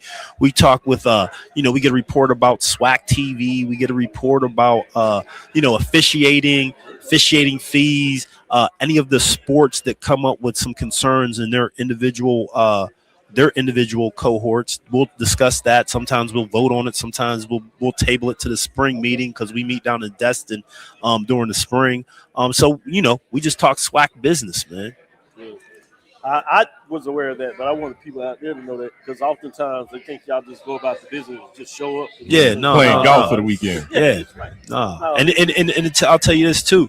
Although the band doesn't report to me, right? But they also have a band meeting, right? You know what I'm saying? So like obviously a lot of the bands aren't here, so they'll have a Zoom meeting with the bands, you know what I'm saying? Talk to them about, recapping the season, anybody who has any issues, like how we can help with game management with the band, you know what I'm saying, to make sure those are smooth, because the band is a big thing, obviously with SWAC and HBCUs, right? But we also don't want the band to penalize us playing and impacting the game, so we talk about those things. Yeah, absolutely. Play when the other team has the ball, and sometimes we have a habit. Yeah, excited about that and say, hold on, man. That's the NCAA rule, and the NCAA is going to make the conference report. Yeah, which means the conference now has to fine. Absolutely. Now they're getting into your pocketbook. We need to have a serious conversation and say, hey, we love what you do. We want you to be a part of it. We're going to support you, but it can't be to the detriment. Yeah, exactly. Like I don't need a penalty because of the ban, and I don't need a fine because of the ban. You have to understand. At least you're not like South Carolina State where they got to worry about the Omegas out there stepping in there. There's a blend of culture. A little bit of organized. There's a blend of culture, but governance at the same time. Yeah. Culture, governance, entertainment. We'll get you out of here on this. I know you got a busy schedule. You want to get back to it. We appreciate your time. No, anytime with you guys, man. Appreciate that. Anything that you want to say with the fans or in general out there to the listeners? Yeah, so first of all, obviously, if you're in Atlanta, come on out, man. It's going to be an exciting game. I think we got two great programs playing in this game. Obviously, South Carolina State was here last year. We're excited to be here. PV Nation, I know they're going to show up in full force down here in Atlanta. Hopefully SWAC Nation comes and supports us so we can keep this Celebration Bowl trophy on the SWAC side. I can't tell you how many people done walked up to me like, hey, man, you carrying the SWAC on your back now. You know what I'm saying? And so there's a lot of pressure, but we enjoy it. You know what I'm saying? Pressure bust pipes, and I don't feel like I'm going to break. So we're going to do that. As far as the PV fans, one, thank you for your support this past year. Looking forward for y'all coming out in force. You know what I'm saying? We get a lot of jokes about how many fans we don't have, you know what I'm saying? But I love the fans we do have. Already. You know what I'm saying? And I know all we're just 12 of them. Yeah. 13 now that we don't win a championship.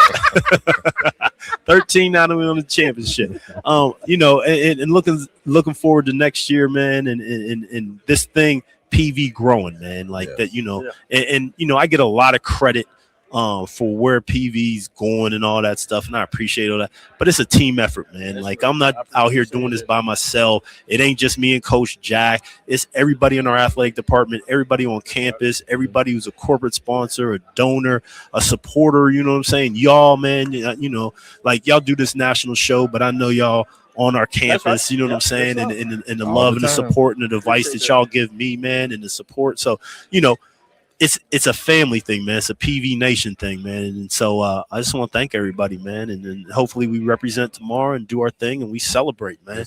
And drinks on clay. That's right. I got you. I told you I had the first round. I got you. Don't even worry about that. Second and the third. Let's go. We gonna get it in. That being said, we'll be right back after this break. That was none other than the Prairie A&M University Athletic Director, Mr. Golf.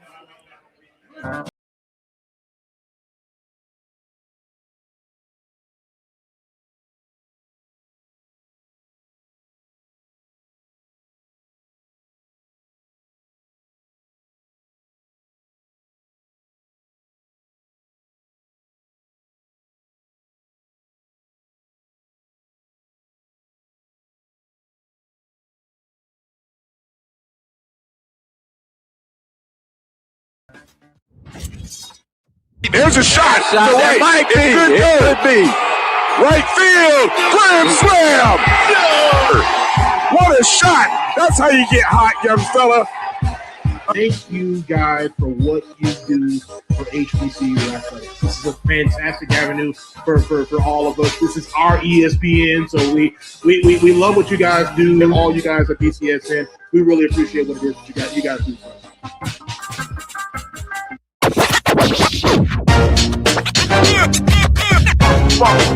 It's like a loop machine. All around town, people trying to get down.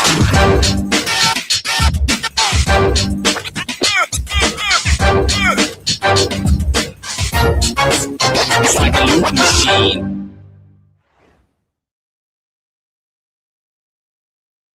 Thank you guys for what you do for HBCU athletics. This is a fantastic avenue for all of us. This is our ESPN, so we love what you guys do. Brian, AD, Roy, all you guys at BCSN. We really appreciate what it is that you guys do for us.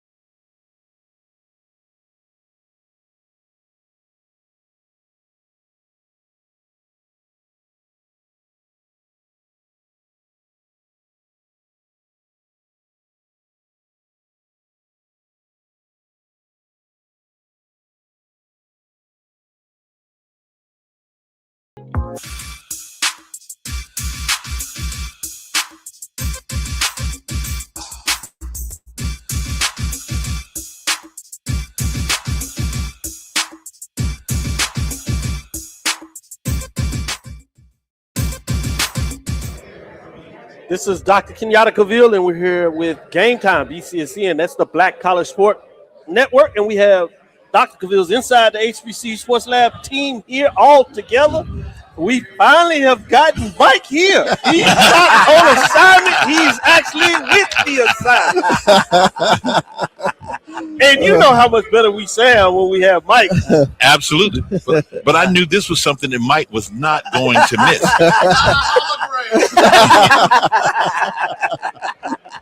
This is none other than the executive director of the Cricket Celebration Bowl, as well as the Cricket MEAXWAC Challenge, the band of the year. That is the Red Lobster, band of the year. None other than John Grant, a good friend of the show, I must add, and we appreciated him because we putting in that work, and now it's time to show off. It's here pretty much, John. It's here. A lot of activities here in Atlanta, a lot of things going on. You've had the celebration with the teams. They first went to Coca-Cola headquarters that Wednesday. Then they turn around and go to the College Football Hall of Fame right there next door to us for the celebration dinner for both the champions. Dinner, if you would, showcase, I know is officially part of it. And we got a chance. Let me say thank you for doing the pre-show, doing our show. Outstanding for job. that. And it was just what happens when we come together. We were able to get everybody in. You started things off. Then we were able to get the commissioner of the Southwestern Athletic Conference. We get South Carolina State's Coach Berry, Chennis Berry on there as well. Then we come around and get Sonia Steele, Mid-Eastern Athletic Conference Commissioner. And we ended with Prairie View A&M University Coach Jackson, Tremaine Jackson, in terms of that. With that being said, how has things been going so far for you? Man, you just summarized it all right there. I was a little nervous. You summarized it all because it's been an outstanding collection of engagements for the student athletes. We also did a financial education session with them, Truist, sponsored by Truist Bank, and then we had an engagement, careers in football beyond the field, with the NFL, with a big breakfast for them. So a combination of letting them have some fun experiences, but the main thing is assuring that they got something educational. When you come to this game, that's a big part of what we focus on. Yeah, I can tell, and the students love it. I know the coaches a little bit, sometimes they really go to football game, but this is not just a football game. Yes. This is a Super Bowl, HBCU Super Bowl, as you coined it. I know you can't say that anymore, but we can without getting in trouble. I don't know. I might get that little. You might get that tongue. Is that I told you not to say that? I told you. It's nice. I like it. Support everything. I told you Super Bowl. That's a little insider story there. As somehow, this man right here, this gentleman, was able to get the commissioner to come down here. Obviously, he did have family playing in Jackson State. That might have played a little role. But the fact that he thought it was important to come, and he stayed throughout the whole game, he said, oh, now I understand it. Talk about that from a perspective before I share and get these gentlemen here to ask the question. You have talked about that from a fan's perspective all the time, from the beginning. There is nothing like this. You got to come here and experience, not just when your team is in it, but to celebrate, as I like to put it, the HBCU sports culture. Well, look around this room right now. I mean, the amount of media outlets that are in here, that the people are who are looking to capture these stories. This is about an experience, and what in my conversations with Commissioner Goodell when he was here in 2022 for the Super Bowl. Now, keep in mind, the NFL is the ultimate experiential organization. Yeah, you're right. And they put on that thing whose name that I can't really mention, right? Because I was told not to call it that anymore. We did it for you. You good? I appreciate that. The affirmation that, hey, I can see it, that you guys are where we were. It reaffirmed that if we continue to focus on not putting on a football game, but that we focus on creating content that it is experiential. And so that's what we do. And that is our focus. We don't do a game. We're creating an experience. And the reason that creating experiences is great because they have no destination. Experiences are always evolving. They're getting better, and they really take the human joy to different levels. And if we can continue to do that, starting with the student athletes and our commitment on the 3 pillars that we have, and we repeat that over and over, that we want to create a world-class, second-to-none experience for the student athletes when they come. That if they went anywhere else, doesn't matter what game, they won't get what they get here. Number 2, we create a world-class second-to-none experience for the fans, the people who decide to come, to spend their money and to engage, that whatever they get, no matter where they go, they can't get what they get here. And this is home. We want you to feel like you with your family, no matter what institution you went to, if it's HBCU, or if you didn't go to an HBCU at all, that you feel like you're coming home. And that's what we focus on. And the final thing, Dr. Cavill, is a second-to-none world-class experience for people who tune in to watch. That means that we have to put together a production, that the storytelling has to be the storytelling has to have depth and meaning, and we work directly with our producers to make sure we do that. As a matter of fact, we had a hospitality event last night. We had all the crew in to come over, spend time with us, and guess what? They don't get that when they go anywhere else. They're come in, they're behind the cameras, they do all the work, and they just go. We said, no, you're at home. That's right. Come on in and hang out with us. Have some food, have some drinks, and I can't tell you the number of calls I got from guys today who said, man, thank you. No one ever does that for us. I heard it. I heard it there last night, and they made a point to come and tap you on your shoulder because you had just finished with a conversation. They were polite. They waited, but they wanted to make sure before they left that room that they told you about that. And your comments to me are simply who you are. You asked for one thing. I won't talk about it unless you want to say it. But and it was simple, and it surprised them. And they sit up and said, "Oh, we can do that." And I thought that is a measure of a man, and that is committed to institution building. In this case, the Cricket Celebration Bowl and all its ancillary events. With that, let me go to Charles and let you follow up with your question. Yeah, Mr. Grant, let me ask this question from this perspective. This is year 10. What has it meant to you personally to shape public discourse around HBCU football? That's a very good question because I never thought of it that way. I mean, we just go about doing what we do and try to do things the right way and do it for the right reason and make sure we're doing it at a very high level, focusing on the 3 pillars that I mentioned before. And if we do those things, it's going to do what it's going to do. But, we don't do this alone.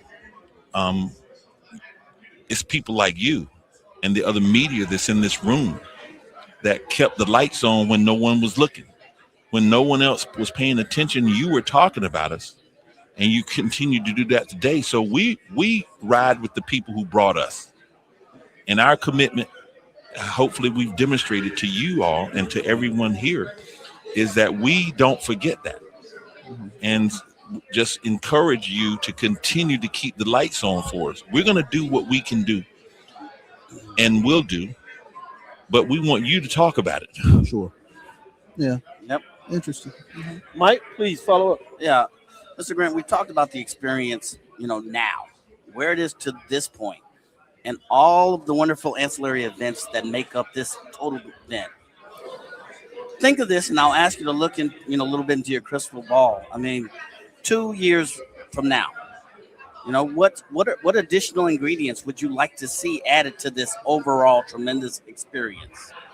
I get that question a lot. What does the future look like? And I'll be honest, I don't know. And I don't know because I'm laser focused on where our feet are right now. And if we do that and do it well, Mike, tomorrow, 2 years from now will be what it will be. If we don't do what we are supposed to do in the moment we're in right now, 2 years it will be what it's supposed to be. So we want to make sure that if we're staying there, then the fans will stay there, that the players will stay there. And that's where the experience is in that moment. So if they see us doing it and us talking about it, pay attention to where you are right now. Don't worry about what has happened before, or don't try to think about what's going to happen next, because when you're doing that, you're missing where you are right now. Absolutely. So while do we have a chance to have another question? Absolutely. Coach Charles, go ahead. Come back. Yeah, the Red Lobster Band of the Year tonight. A lot of excitement around that, but just in watching that from an incubator, where are you seeing it as it continues to grow and grow and grow? It'll be the S word that I can't really use. So I have to let you say it for me. Yeah, Super Bowl. Okay. Super Bowl, It'll okay. be that for marching bands, for the marching sport. And I know oftentimes people don't want to look at it that way, but I do, from the perspective of when I watch those young men and women and the conditioning that's required to do what they do while playing music at a high level, tells me that they have to have the same conditioning as a football player who has to go and do their workouts, et cetera, to create the stamina to play that game. They have to create the stamina to do what they do and do it at a very high level. That is incredible to me. And yet, to this point, there has been no real competitive stage for them. You know, you have great bands of the year programs out there, and they do a wonderful thing for what they are, and that is that they are exhibitions and showcases. And that's great. We need those. Yeah. What this does, it gives every band, just like I will ask you this question, which is good. What is it that the one thing every coach says that they want to do at Media Day at the start of the season? They got championship. They want to get here to the cricket celebration. So now every band director, what do you want to do? I want to get to Atlanta. I want to get to the Red Lobster for a Lobster. championship. Correct. March and play for a championship. For a championship. So Yeah. I was going to say, to your point, we saw in the press conference yesterday, Mr. Willie Snipes from Miles College talked about how transformational this contest has been for Miles' band program. yes. And think about it, now every school has 2 tracks to get to a championship, not just one. Tonight, Southern University, how many games they win this year? Football? One. Two Two games. Yeah. They won 2 games. The band is playing for national championship tonight. Yep. So Southern University still has the opportunity to bring home a national championship. Florida A&M, similar position, not the 5 disappointing wins, 5, season, but their band still has the opportunity to bring home a national championship. That same thing exists with Miles and with Fayetteville State. Right. So tell me when and where that has ever existed. It has. That's a great point. So if we have something like that adds to the experience of the bowl weekend, which now becomes championship weekend. We got a championship on Friday night, and we have national, and we have a national championship on Saturday. Where in America Right. does that happen? It doesn't. It doesn't. It happens in Atlanta. It does. And we have it. Sure. And so as a result, fans get the opportunity as a twofer. Yeah. Man, I can go because I love bands. Friday night, I can see for a championship, and I can turn around and come right back on Saturday and watch a football game, and that's a championship level caliber game as well. We'll get you out of here on this. Mike, go ahead. Simple question, and it's really about you as the architect of this super event. I'm going to start a sentence, and I'll ask you to just finish it. You got your hands on every part of this event, this week-long event. But when you wake up at the beginning of the week, you say to yourself, I cannot wait to do fill in the blank this week. Be the best that I can be today. Because if I'm doing that, then I'm going to deliver the best results that can be delivered, regardless of what we do. And if we're doing that, then the team of people that we have who are just as committed and dedicated are going to do the exact same thing. And we're going to create content that is experiential in nature and provide something to people that they haven't had before. And I'll close it with this. I'm a firm believer that people don't know what they want until you give it to them.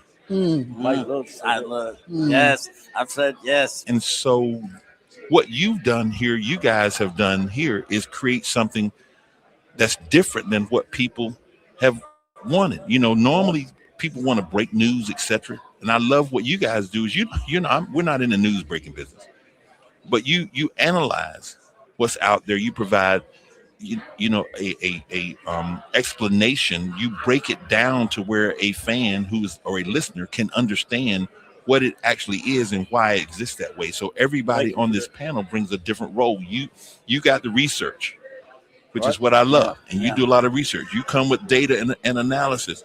And then what I like about Charles rounds it all out. He gets a little emotional, especially if you're talking about,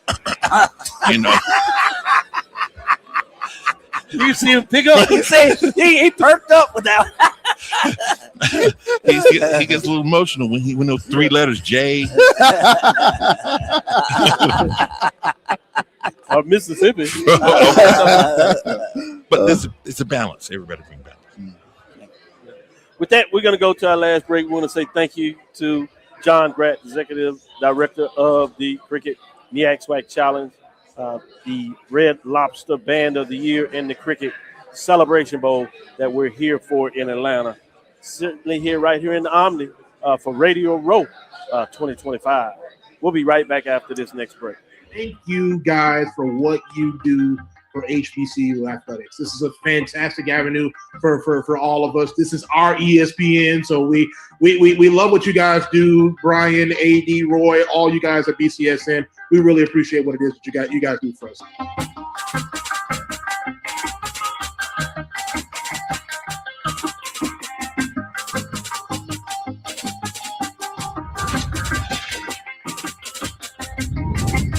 It's never too early to plant the seed, to share the tradition, and instill a sense of pride in your HBCU with your little ones. HBCU Pride and Joy Children's Boutique helps you share your school spirit with a wide selection of adorable kids' apparel and accessories officially licensed from your favorite HBCU. Visit hbcupridejoy.com and follow us on all social media at HBCU Pride Joy on Facebook and Twitter.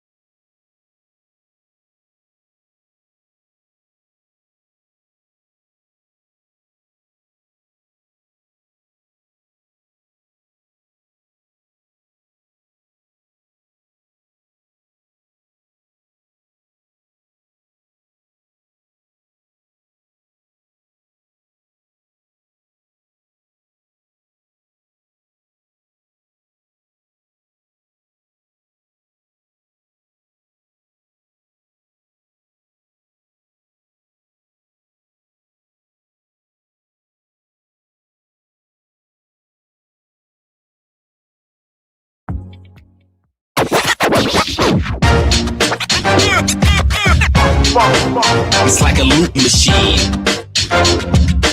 All around town, people trying to get down.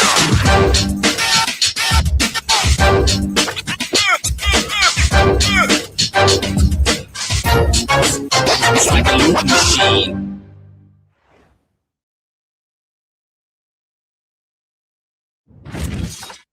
There's a shot. It might be. It could be. Right field. Grand slam. What a shot. That's how you get hot, young fella. Thank you guys for what you do for HBCU athletics. This is a fantastic avenue for all of us. This is our ESPN, so we love what you guys do, and all you guys at BCSN. We really appreciate what it is that you guys do for us. It's the 37th annual Zora Festival. It's in Eatonville, Florida, Saturday, January 31st and February the 1st. On Saturday, the all-white party tribute to Frankie Beverly with bass guitarist Jubu. Bread, Sunset, and Taisha Wheel. On Sunday, the Line Dance Party Live with Jeter Jones, Mike Clark Jr., and Boss Lady Coco. Tickets available at zorafestival.org. You're looking for the latest information on Southern University sports, the Southwestern Athletic Conference, and HBCU athletics. There's only one place to go. Tune in to the Carlos Brown Show, exclusively on the Black College Sports Network. This is Brian Fulford. AD Drew and I are co-hosts of the BCSN Sports Wrap. We talk about all things related to HBCU athletics. From the games, teams, coaches, and fan interest stories, we cover it all. You can find our shows on Facebook at BCSN Sports Wrap, YouTube at MyJBN Online, and everywhere you listen to podcasts like Anchor, Spotify, Google, and Apple Podcasts. You can also find the show on the Jericho Broadcast Network's app. Make sure to download. We look forward to you joining the conversation and being a part of the show.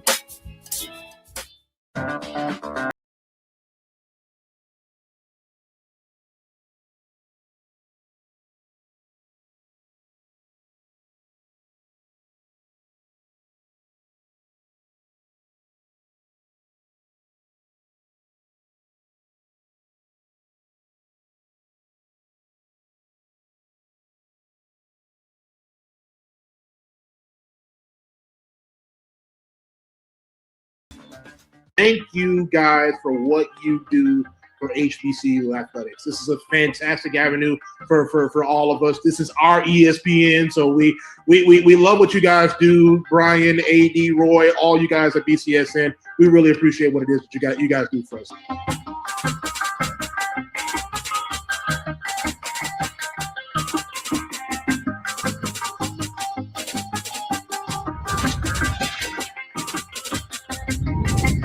It's never too early to plant the seed, to share the tradition, and instill a sense of pride in your HBCU with your little ones. HBCU Pride and Joy Children's Boutique helps you share your school spirit with a wide selection of adorable kids' apparel and accessories officially licensed from your favorite HBCU. Visit hbcupridejoy.com and follow us on all social media at HBCU Pride Joy on Facebook and Twitter.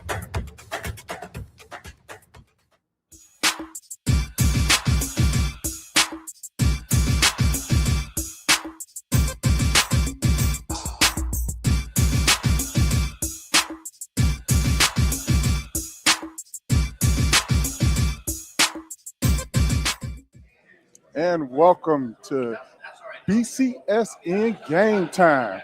I'm Al Williams here from the 1876 Sports and Culture Podcast. I got my co-host Joe Clay with me, and we are here joined by none other than Mr. Cam Peters and Coach Tremaine Jackson. Welcome to the show, gentlemen.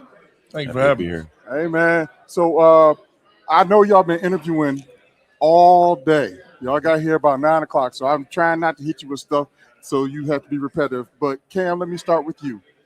Can you think of one moment, good or bad, from this season that really shaped the identity of this team? I definitely say after Alabama State, we pretty much had a new identity for ourselves. Definitely knew that we had to come together as a collective and make a decision on what we wanted to be this year. Definitely that week of practice definitely shaped us. Okay, good stuff. Good stuff. Coach, let me ask you, what player outside of Cam did you see the most growth in this year that kind of surprised you? Yeah, I don't want to sound cliche, but it really was our whole team. Anytime you put 70 new guys together, add them with 34 guys that were here, and you got to get that flavor right. And so as we were playing, we were gelling, trying to figure things out. People always ask me, how are you going to gel all these guys? Well, one, we got to put them through something. But two, they got to go through things in game situations together so we can continue to grow and grow and grow. And we've been talking about since July, if we don't wake up December 14th with a trophy on side of us, then this was all for naught. But here we are with the opportunity to do that after all the things that we've been through together. So we've seen growth in everybody in all phases throughout the year. And now we can't be growing anymore. We just got to be already blossoming and ready to go on tomorrow. Absolutely, absolutely. Joe, go ahead. Yeah, Coach, what part of your team's character that you're most proud of, that you're ready to see tested on the big stage? Yeah, I think they've shown you how resilient they are. We see it every day as coaches because we put them through so many adverse situations and they have to respond to it. Our meeting room is dangerous. It's dangerous in there, man. Like the average joker can't be in our meeting room. It'd be child abuse for some people. They might call somebody on me. But we put them in those situations where it's confrontational. And these guys respond. And so I'm just looking for us to be us because we've been in almost every situation throughout the season. We won 1-point games.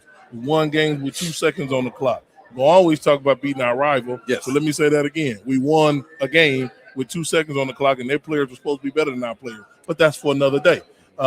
We've been in all these. We've been down 17-0 and come back. And so we've seen all these different situations, which makes us what people call battle tested. I just say it makes us a football team, and we get a chance to prove it tomorrow. Okay. All right. Hey, Cam, so last week you guys were coming out the tunnel. It was one of the hypest. I think that video has more than 40,000 views on TikTok right now. Everybody is asking, what is that y'all reciting at the beginning, man? Everybody got their own site part. They want to know what y'all reciting, man. Our desire. Desire? Yes, sir. Can you hit us with it? Hit us with it. Desire to be strong, desire to be tight, desire to be enthusiastic, desire to be right, desire to be together, desire to get it the right way. I mean, desire to please, desire to work, desire to get it the right way, desire to be the best we can be, and the list goes on and on. There we go. There we go. Y'all got to hear first. You got to hear first. Yes, sir. Yes, sir. Go ahead, Joe. I got one more question for you, Coach. If your team could take one lesson away from this entire process that would impact their future, what would it be? I think everybody should learn from this dude. This dude started off as a starter. Me and him had a serious conversation. It's no secret. I've said it before. I've told him I didn't like some things that the way he was preparing. Dude didn't hit the portal. He didn't quit. He didn't fold. He just continued to get better.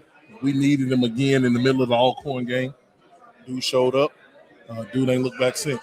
And so I think in a weak and watered down society where people are quitting and folding tent the minute something doesn't go their way, they should probably learn from this dude right here because he's got a great family too. And so he was raised right, but he can be misconcepted sometimes because he don't say much. He always kind of stays the same, which is why he's able to play quarterback in my opinion, but he didn't quit on us. He could have very well went in the tank and said, I ain't fooling with y'all no more because y'all sat me down. And this dude got better. And now he has the opportunity to be the best quarterback in Prairie View A&M history. And so I think that's a story in itself. I think the players have really rallied behind him because they saw how he recovered. We tell him, you don't judge a man by the mistakes he makes. You judge him by how he recovers. This dude recovered, and I'm glad that he's our quarterback. Yeah. I tell people I'm so proud of this young man because we saw him. He came over to our tailgate the last home game of last year, the last game of the season. And I could tell you were down. You know, the season didn't end the way you wanted it to. We know how this transfer portal thing works. And I asked you, were you going to get into the portal? And you didn't say you were. You didn't say you weren't. You just wasn't. It just wasn't your day. You wasn't in a good mood. You ate, and I told you to keep your head up in the spring. Work hard. As y'all went through spring practices, all I heard was, man, the light just done turned on for Cam. That's all I heard. He was a day away from me moving in the receiver. I love saying that. I do. I really do. I think it's a part of the story. I really just think he's just saying I'm an athlete, like a good There you go, Cam. There you go. That's the way to spin it. Yeah. And so you are a PV legend. Period. This game here Already. solidifies you as the greatest quarterback, one of the greatest quarterbacks to ever walk PV campus. We are all, PV Nation is so proud of you. So proud and happy for your accomplishments. Yeah. I appreciate it. You're welcome. I appreciate it. Absolutely. Looking for nothing but big things, man. So, Coach, how do you balance preparing for a championship? We know it's around that time of year where people are trying to solidify their rosters for next year. How do you balance the two? Or do you just put that on hold until after tomorrow? Yeah, if you're talking about solidifying our roster, we've signed 26 guys at the mid-year. There was a time in there where we were playing and recruiting and having visits, and I think our players managed that in the right way.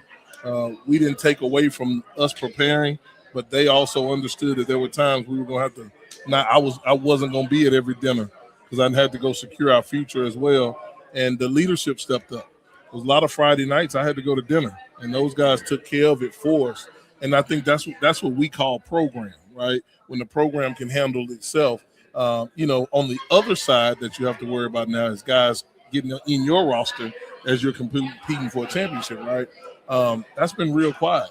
Our guys have made a decision that this is where we want to be. We're going to be where our feet are. We'll deal with after the season, but we got one more game to win the national championship. And that's so important to them. That's so important to their legacy. I told these guys this morning, man, you're going to be in the Hall of Fame. You're either going to be in the Hall of Fame as a national champion or a SWAC champion. I want you to be in the Hall of Fame as a national champion. And so we're so all focused on that. We've kept things status quo on the trip. I think Cam would tell you that it's been a normal trip as we can have, not being in Houston, obviously. But so I've been really proud of the way they've handled all this. That's phenomenal. That's phenomenal. We are really looking forward to tomorrow. Cam, what do you think are going to be the keys to the game? Just taking care of the ball, playing our brand of ball, and I think we'll come away with a dub. I know we'll come away with a dub. Just playing our ball. Yeah. Okay. All right, Coach. What do you think are the main keys? Yeah, he said it. We call it playing great defense. Playing great defense ain't just on the defense though. You got to play great defense on offense by taking care of the football, not putting us in bad situations, and then obviously the defense needs to play great defense themselves. If we can protect and win the field position game, and we can create explosives and eliminate them, it's all in our plan to win. These guys know exactly what to do. I'm just going to try not to screw it up myself because last week I screwed it up a little bit and they bailed me out. It happens. Coach Jackson, what do you want PV Nation to know about this team? I'm sorry about that. Oh, no, you good. I'll just clean it up. We can clean that up real quick. Okay, when the grand bosses throw up the hooks to you, you got to say something to the grand bosses. Yes, sir. I think. Tell me the question again. What do you want PV Nation to know about this team? Yeah, that they're resilient and they represent that our alumni base and people that currently attend our institution. Prairie View A&M is a great institution that's always produced productive people, and it's no different in football. These guys have joined in with the regular student population. They deserve to be supported, and so we look forward to seeing all the purple and gold in the stands. These guys wanted to represent and respect Prairie View A&M in the right manner, and I think that's something to be said for fans and alumni and donors and everybody involved. Yeah. Coach, now this year you added a position of general manager to this team. Yep. How important has that been in freeing you up from some of that day-to-day grind stuff? Cruz probably don't think it's very important. He probably think I got him into some nonsense because he had to deal with all the nonsense while I get to go coach. I thought it was very instrumental for us to take the next step as a program. You can't be Division I and don't do Division I things, right? Our players deserve an experience. There's a lot of things that Cruz, Dr. Williams can do that if me coaching and doing it or our coaches doing it, we forget, right? And there's light that needs to be brought on the things that our young people are doing. He's done that. He's put together a staff. He's all involved in recruiting. And as an alum, it makes it even better because he understands how things were, how things can be, and where we're going forward in football. And so it was a great hire. I can't take a lot of credit. Dr. Cavill slid Cruz my way. I just had to make sure I liked the guy. And it ended up working out for us. But I think that position is required and necessary, and glad that we were able to secure that. Now, Coach, talk about having an AD that's got your back and is willing to do what it takes to be great. Yeah, if we didn't have one, I wouldn't be here. There you go. It's just that simple in today's time, and you don't want to put your career in somebody's hands that don't understand. But most of all, our AD understands that it's about guys like Cam Peters. It's about our young people in our locker room and making sure they have a first-class experience. And so we're just getting started on the experience standpoint. We want to do things like have a new locker room. I told Cam, you're going to miss it, but we're going to bring you back where you can see it and bring your checkbook too, because we know you're going to be successful. Yes, sir. But we got some things that we got to get done. Just because we have a stadium don't mean we can't do things better. And AD Golf understands that, and he's willing to help us get to that point. All right. Well, you heard it here from BCSN Game Time. Thanks for joining us. Cam, good luck tomorrow. Coach, good luck. I hope to see you guys raising that trophy tomorrow evening at the Celebration Bowl.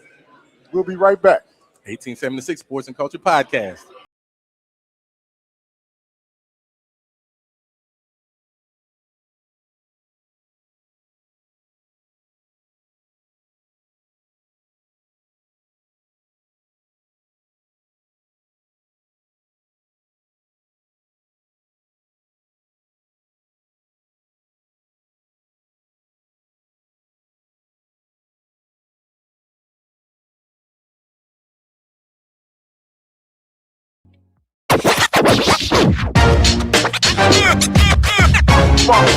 It's like a loop machine.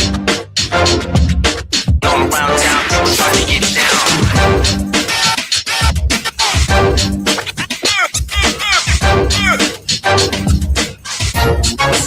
It's like a loop machine.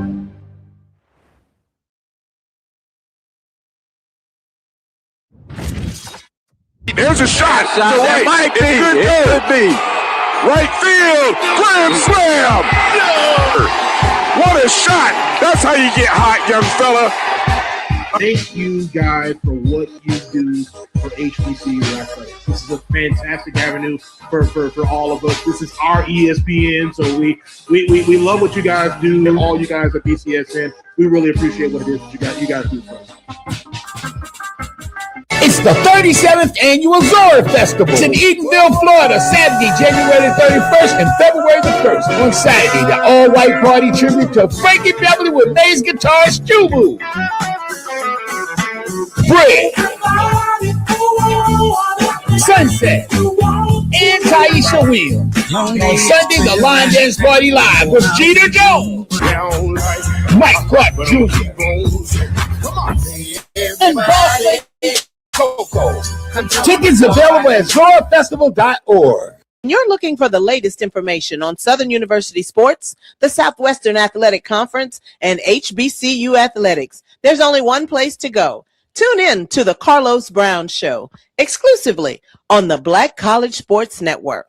This is Ryan Fulford. AD Drew and I are co-hosts of the BCSN Sports Wrap. We talk about all things related to HBCU athletics. From the games, teams, coaches, and fan interest stories, we cover it all. You can find our shows on Facebook at BCSN Sports Wrap, YouTube at MyJBN Online, and everywhere you listen to podcasts like Anchor, Spotify, Google, and Apple Podcasts. You can also find the show on the Jericho Broadcast Network's app. Make sure to download. We look forward to you joining the conversation and being a part of the show.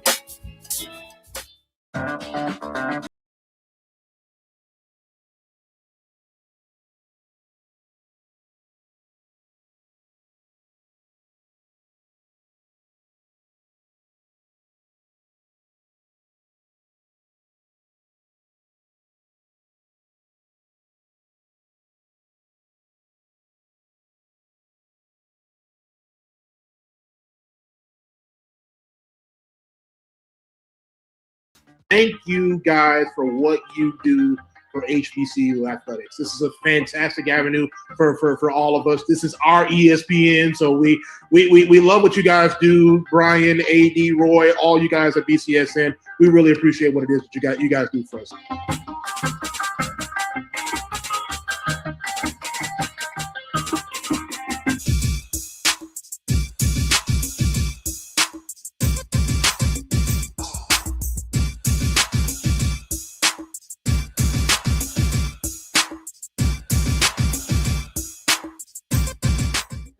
Hello, everyone, and welcome back to the BCSN Game Time Show live from the 2025 Celebration Bowl Media Row. We are here. We are having fun. And right now, we have more members of the Divine 9, D9 folks who are coming in, who support this initiative, who are a part of it, who are doing things and really having a wonderful time doing it.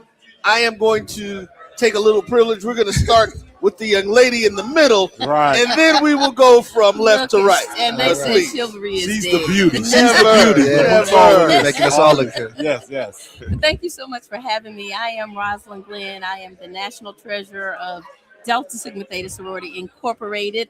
I am here representing our international president, Cheryl Turner, who was unable to be with us today. And we are excited to be a part of this Divine Nine group. Together, we're stronger.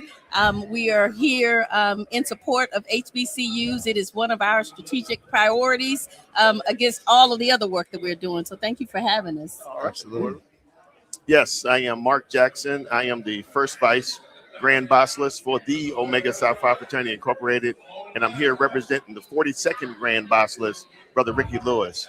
And as my cohort just said, we're here because we want to celebrate. You know, for us, it's a celebration of Black excellence in education, Black excellence in sports, and I think I'm a little biased because both coaches are members of the Omega Psi Phi Fraternity Incorporated. We're going to talk about that in a little bit. We're going to talk about that. We're going to talk about that. Yeah, so I'm Malwan Johnson. I'm the International First Vice President for Phi Beta Sigma Fraternity Incorporated. I'm here representing the Honorable 37th International President, the Honorable David Turner. And again, I think we kind of all said it, but it's important that we're here celebrating our HBCUs. As a member of Phi Beta Sigma who was founded on the HBCU, I think giving opportunities like this to our Black men, showcasing their talents and their treasures from their education. We, as a former football player myself, just the scholar part of the athlete is important for us. And so again, thank you for having us. Well, they said the save the best for last, right? My name is Orlando Grant, and I serve as the 24th International Grand Polaris of Iota Phi Theta Fraternity Incorporated, founded in 1963 at the Morgan State University in Baltimore, Maryland, where my friend here resides. It's an honor to be here, not only to be here, but to be amongst our colleagues, our friends. A lot of times we find ourselves on the road at multiple events, but to see that we're all coming together, living up to the motto of D9 Stronger Together. Individually, you can do a lot to us individually, but collectively, we are the second largest institution in this United States behind the church, the Black church. So the fact that we're here together collectively, wanting to make a change, whether it be here in Atlanta or using Atlanta to springboard us in our various campuses, chapters, cities across this country, is remarkable, and an honor to represent myself, my 300 plus chapters, 70 plus thousand members, and the 12 founders, of which we have a founder that's still alive today. So that's an honor, a privilege, and a pleasure to be here today. Listen, the brother from the Iota got us in there and got going, and it's kind of summed up a lot of what everybody's here to say. We appreciate I'm sorry, that. you saved the best of the last. That's a good thing. Because we are being put, but we definitely do want to get in. Want to make sure I get everybody the opportunity just to talk about your organization. If we keep and I apologize, but they're rushing us to get this up here. About what your organization. I'm gonna save you for last, then, bro. We're gonna do that. We're gonna let you go. But about how your organization sees the growth and the importance of this game, the Celebration Bowl, and what it can do for not only HBCUs but also your organizations. We'll go ahead and start this way and come back. Okay, I'm sorry. Well, see, the importance of this, one, the HBCU was founded because we couldn't get into institutions like where we deserve. And if you notice, there's a lot of the same things that are happening all these years today. So the importance for us to elevate HBCUs, use our various organizations to help uplift them, use our various organizations to help get resources to them, that is an honor, but yet it's more importantly a responsibility. So we being here is help elevating HBCUs on top of this game, on top of the Battle of the Bands, but to really be able to elevate our social service impact and what we're doing across this nation. That's what's important. So when we leave here today, we have more of a call to action of what needs to take place beyond the winners and losers of the game, or the two brothers who are coaches of Omega Psi Phi. One of them's gonna win. Omega gonna win this weekend, right? Yeah, just to echo what I'm saying, I think it's important for us not just to celebrate here at the Battle of the Bands or the game, but just to uplift our HBCUs collectively. Bring that stage, bring those student athletes, like I said before, in front of the larger crowd, right? And I think when we can do that, and we are built on, us, we like to get in good trouble. And I think when we talk about book bans, that's one of the service projects that we're doing here, because they're continually trying to erase our history. And so when we can use and leverage these platforms and showcase our student athletes at the same time, I think that's just a great thing for that we're doing. And just in speaking from a Phi Beta Sigma standpoint, one of the things that education is one of our programmatic thrusts. And anytime that we can uplift our HBCU students that are athletes and on this field, is where we're going to take every opportunity to do that. And I'll just say ditto to everything that everybody else has said, and add that Delta Sigma Theta has as one of our strategic priorities the appreciation of our culture. And what better way to celebrate our culture than to be here at the Celebration Bowl? We know that in our community, we've got to figure out that unity thing. We've got to make sure that we are together, because nobody's going to do for us what we need to do. That's right. And in today's time, we have the message. We know what they are saying, and so we've got to take care of ourselves. And I think times like this, it gives us the energy that we need to support one another, and then go back and continue to do the work that we've been trying to do. So again, we're celebrating our culture and happy to be here doing it. That's right. I mean, I say it all the time. We're here because we want to celebrate Black excellence. Mhm. Black excellence in education, Black excellence in sports, but more importantly, HBCUs provide more scholars than anything. We produce doctors, lawyers, judges. Those that in the Black community, they come out of HBCUs. Yeah. And so I stand here as a proud member of the Omega Psi Phi Fraternity Incorporated to say that from the business world to the sports world, and like all of us, we encompass it all. That's right. But it starts with a foundation, and our foundation is built upon bricks in our HBCUs. My brother said it earlier. When we couldn't get into those other organizations, we didn't stop. We built our own. Absolutely. And I'll put our HBCUs on par with any college universities out there. You're going to get something else at HBCUs you don't get at those other universities. And that's that home. That's that hugging. That's that make that family. That's to make sure we're going to help you see it through. And so I'm excited to be here. This is just a great opportunity, a great weekend of celebration. All right, folks, there you go. There you have it. We are talking to members of the D9 organizations. Listen, we know what it's all about. Yep. We celebrate that Black excellence in Black broadcasting. We founded this company specifically to tell the stories from HBCUs and from D9 members. Absolutely. Because we have to maintain our culture. We have to maintain our history. Yeah. And we're going to be looking forward to working with all of you guys as we get going and moving forward. If you have anything that you guys need to do nationally on your organizations, feel free to reach out to me. Our platform has literally been open to national organizations, all of you guys, for the past 25 years. So all you got to do is call, and we're there to help get your message out to our people, unfiltered and said the way that you want it said. Absolutely. All right? That's important. With that being said, just one other thing before I get out of here. I was the one that called it the Q Bowl. So I want to let you know that. Because they was in there. We knew both of the coaches. We're getting ready to talk to a few more of the Prairie View players and coaches. So, folks, stay tuned. We'll be right back with more here on the Black College Sports Network Game Time Show, live from the 2025 Celebration Bowl.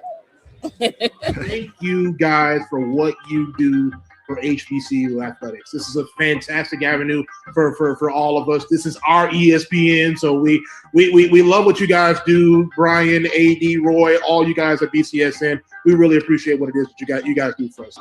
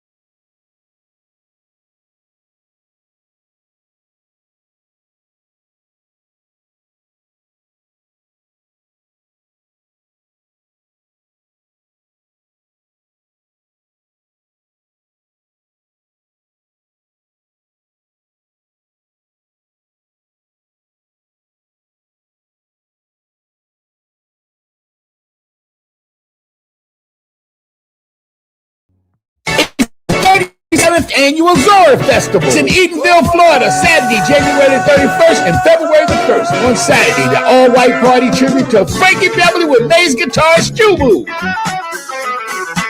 Brick,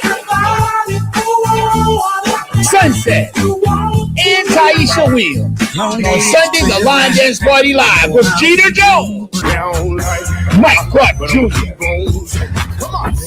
and Boss Lady Coco.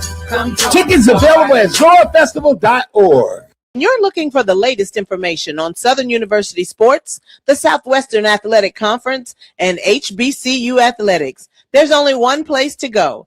Tune in to the Carlos Brown Show, exclusively on the Black College Sports Network.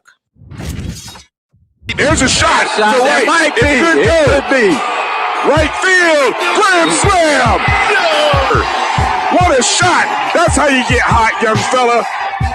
Thank you guys for what you do for HBCU athletics. This is a fantastic avenue for all of us. This is our ESPN, so we love what you guys do, and all you guys at BCSN. We really appreciate what it is that you guys do for us.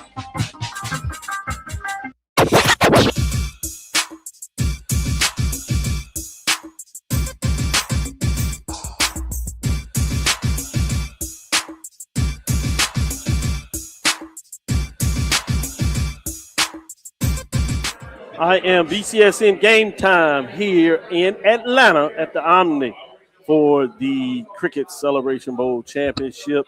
We're here with the Prairie View A&M University football team. Let me do this. Let me put some respect on that. The 2025 SWAC Championship football team. You like that? I like that. Well, we're going to do it just like that. These guys been through the fire literally all season long, and then through Media Row. A lot of things going on. Appreciate the way y'all handling that and keep it up. But let me allow y'all to introduce yourself to the people out there that may not know. Yes, sir. My name is Sterling Roberts. I play linebacker here at Prairie View A&M University. I'm number 3. Yeah, y'all need to check it out. You've been playing some ball. I'm Josiah Rockwell, number 11, and I play receiver here for Prairie View A&M. He'll bring it home. My name is Trevor Randall. I play DB for here for Prairie View A&M, and I'm number 4. No fly zone. Alan, go ahead. Take it away and ask some questions, and I'll come back and round it off. All right, Alan Williams with the 1876 Sports and Culture Podcast. So, gentlemen, you guys have faced a little bit of everything this season, from big comebacks to winning in the last couple of seconds. But at what moment do you think was the one defining moment of the season that really changed everything to get you guys here? You think it was Alabama State? Honestly, in my opinion, I feel like it was before Alabama State. I feel like it happened the second game of the season where it helped us out against TRGV. When we lost that game, I feel like that's when we became like a real team. Like we cut out all distractions, cut out all the nonsense, and we came closer together because we finally lost. So it was like, you know what I'm saying? But I feel like that was the turning point. From an offensive perspective, what are your thoughts? I think it was after Alcorn State. After that game, I felt like we really came together and realized that we just have to start doing the little things, like all get bought in and then trust the process. Because we always knew that we would be one of the top officers in the SWAG. We just needed to come together and really believe in the blueprint. Great point made there. Let's go to the defense of that front seven and what you all are able to do. Play what some people see as a non-traditional 3-5. Talk a little bit about how that has fit your ability to play at the level you have all season long. I'm pretty familiar in this defense. Okay. I've been with Coach Jack. It's my 3rd year with Coach Jack. There it is. So I've been pretty familiar in the defense. Like you said, it's non-traditional. So it gives a lot of officers, a little bit of power. Put on the block, where to put the ball at. I think we have a great defensive backs out there. They create a great shell. So I just think overall the defense, man, it's just hard to understand on the offense. Let me follow up with this perspective. Since you played with it and you're familiar, how did that help you with your teammates that may not have been as familiar coming throughout the season? Well, that's just being a part, just being a leader, really honestly. Yes. Being a part of the defense for a while, a lot of times me and another good leader for our defense right here, Trey, we've been together for a long time, for like since January now, so a whole year now. So getting with him and a bunch of other guys, man, just trying to implement the defense, implement the 212, what understanding of it is, 212. Man. It's burning hot, baby. Burning hot. But yeah, man, just what I'm saying, took a lot of nights, took a lot of days, really honestly. This was probably one of the longest years that I felt like I've been a part of in my career, man. But it's full circle right now, man. Everything we talked about in January, it's right That's here in real. front of us. That's real. Alan? Yeah, so you guys have an opportunity. You're going to be the first Prairie View team to play in the Celebration Bowls. You guys have an opportunity to be the first Prairie View team to win 11 games and to host that HBCU National Championship Trophy. Talk about this moment. How does it feel to be here? What is the preparation like this week versus any other week? Is it the same, or is there a little something extra on it? Let's have each of y'all answer that. And let me put a little framework for this, because I know they talk about it, but from us that's been there for a minute, you're going back to the 50s and 60s when Prairie View dominated the HBCU landscape, right? Literally fell off the map. You know what I'm saying? And everybody kind of remembers that time. You had that nice little blip. KJ Black, I know, was talking with y'all, and he and his teammates were able to host a championship in 2009. That was in Birmingham when they played a championship game. There was no cricket celebration. That's right. Now you all have literally resurrected a program that is very historic, and you get to put it back where a lot of the ex-players, fans are saying, this is where we're supposed to be. We Texas and all this stuff. But let us show you a little bit about what we know now in terms of what it means to rebuild a program like that. That's a lot of history to be able to put on your shoulders. Start with you, and then let's walk it through. Well, how it started was the blueprint. The blueprint, he showed it to us day one. He actually showed us like the actual stadium in the first PowerPoint. And so he was like, this is where we're going, and this is the blueprint. This is how we're going to get there, and just get on the ride.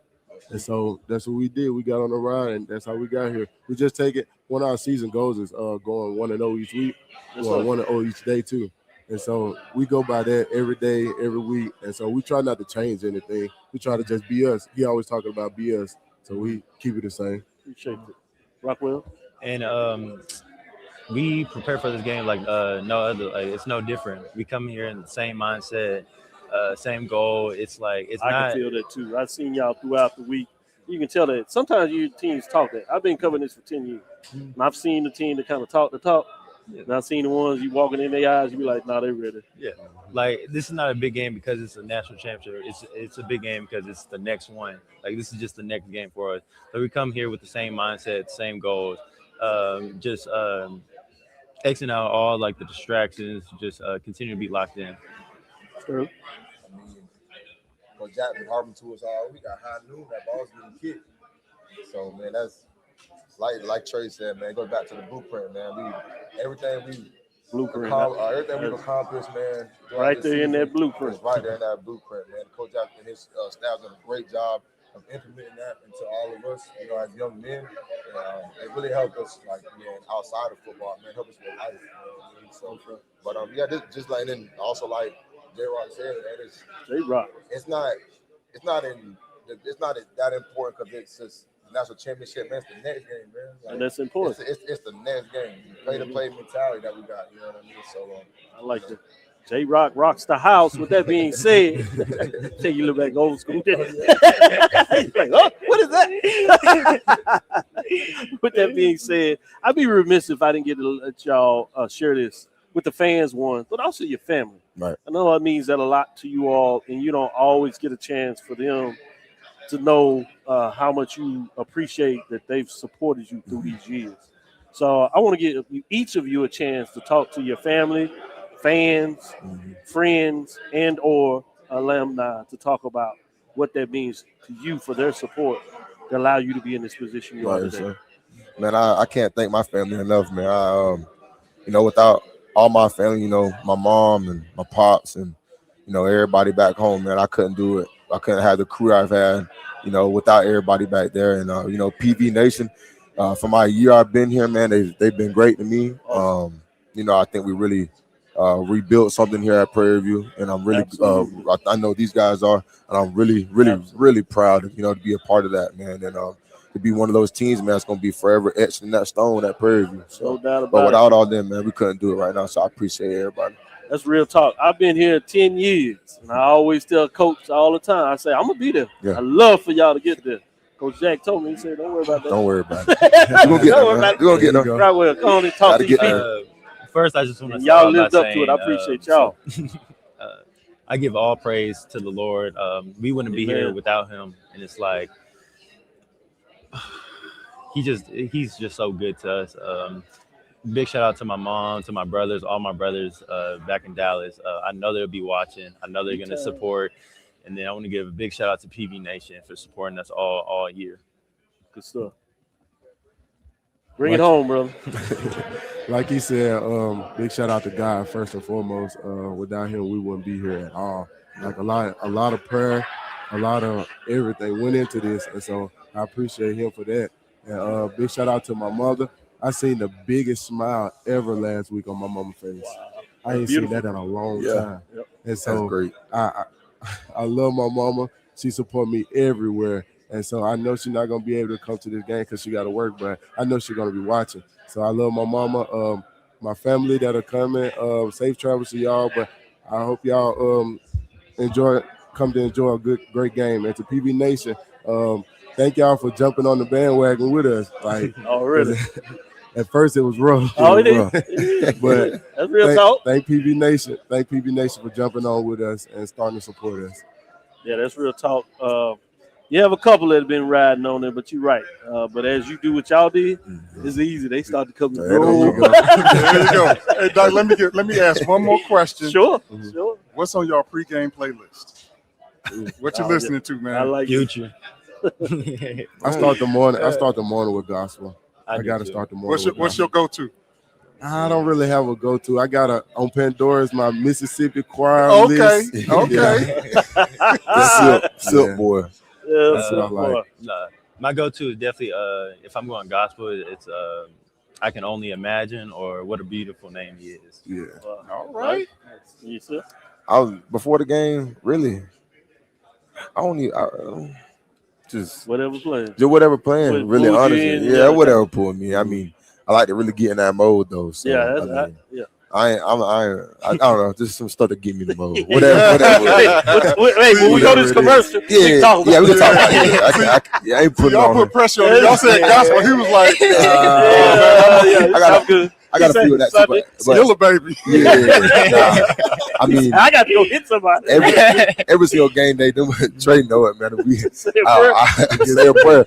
We tell God, hey, Trey, what we say? We ask God for forgiveness when we about to get the boys out there, man. So I try not to put them in there. That's real talk. That's real talk. I Yeah. appreciate y'all showing up and showing out. I am Kenyatta Cavill. That is Al Williams. That's Dr. Ville's inside the HBCU Sports Lab 1876. And you're here with the 2025 SWAC Championship football team. Players leading the way. Shouting out to the rest of the players, the rest of the team, and the coaches. We'll be right back after this next break. You got this. It's never too early to plant the seed, to share the tradition, and instill a sense of pride in your HBCU with your little ones. HBCU Pride and Joy Children's Boutique helps you share your school spirit with a wide selection of adorable kids' apparel and accessories officially licensed from your favorite HBCU. Visit hbcupridejoy.com and follow us on all social media at HBCU Pride Joy on Facebook and Twitter. It's the 37th annual Zora Festival. It's in Edenville, Florida, Saturday, January 31st and February the 1st. On Saturday, the all-white party tribute to Frankie Beverly with bass guitarist Jubu. Fred,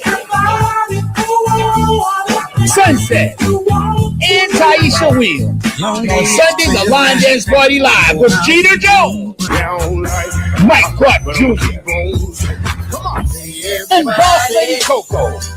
Tickets available at zorafestival.org.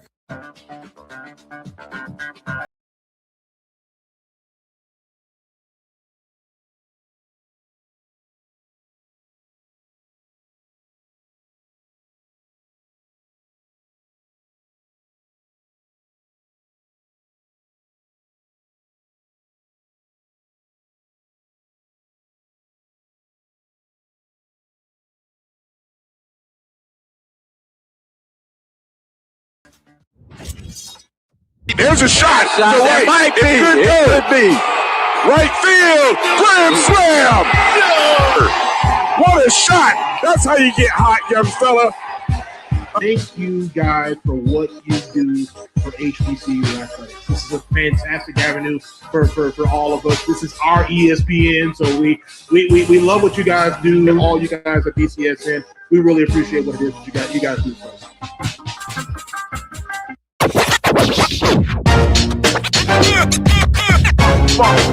It's like a loop machine. All around town, people trying to get down.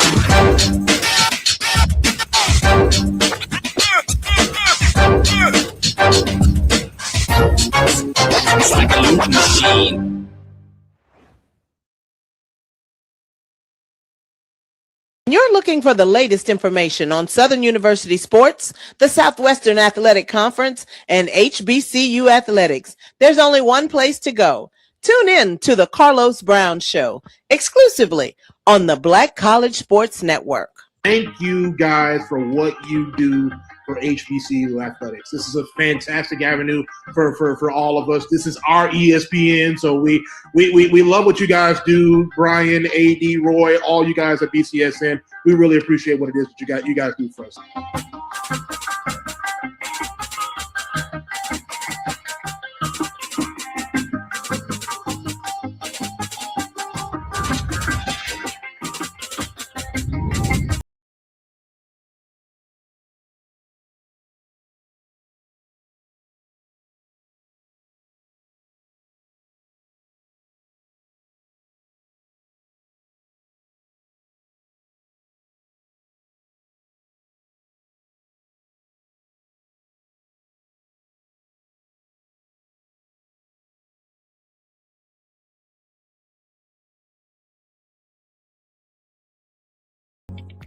This is Ryan Fulford. AD Drew and I are co-hosts of the BCSN Sports Wrap. We talk about all things related to HBCU athletics. From the games, teams, coaches, and fan interest stories, we cover it all. You can find our shows on Facebook at BCSN Sports Wrap, YouTube at MyJBN Online, and everywhere you listen to podcasts like Anchor, Spotify, Google, and Apple Podcasts. You can also find the show on the Jericho Broadcast Network's app. Make sure to download. We look forward to you joining the conversation and being a part of the show. It's never too early to plant the seed, to share the tradition, and instill a sense of pride in your HBCU with your little ones. HBCU Pride and Joy Children's Boutique helps you share your school spirit with a wide selection of adorable kids' apparel and accessories officially licensed from your favorite HBCU. Visit hbcupridejoy.com and follow us on all social media at HBCU Pride.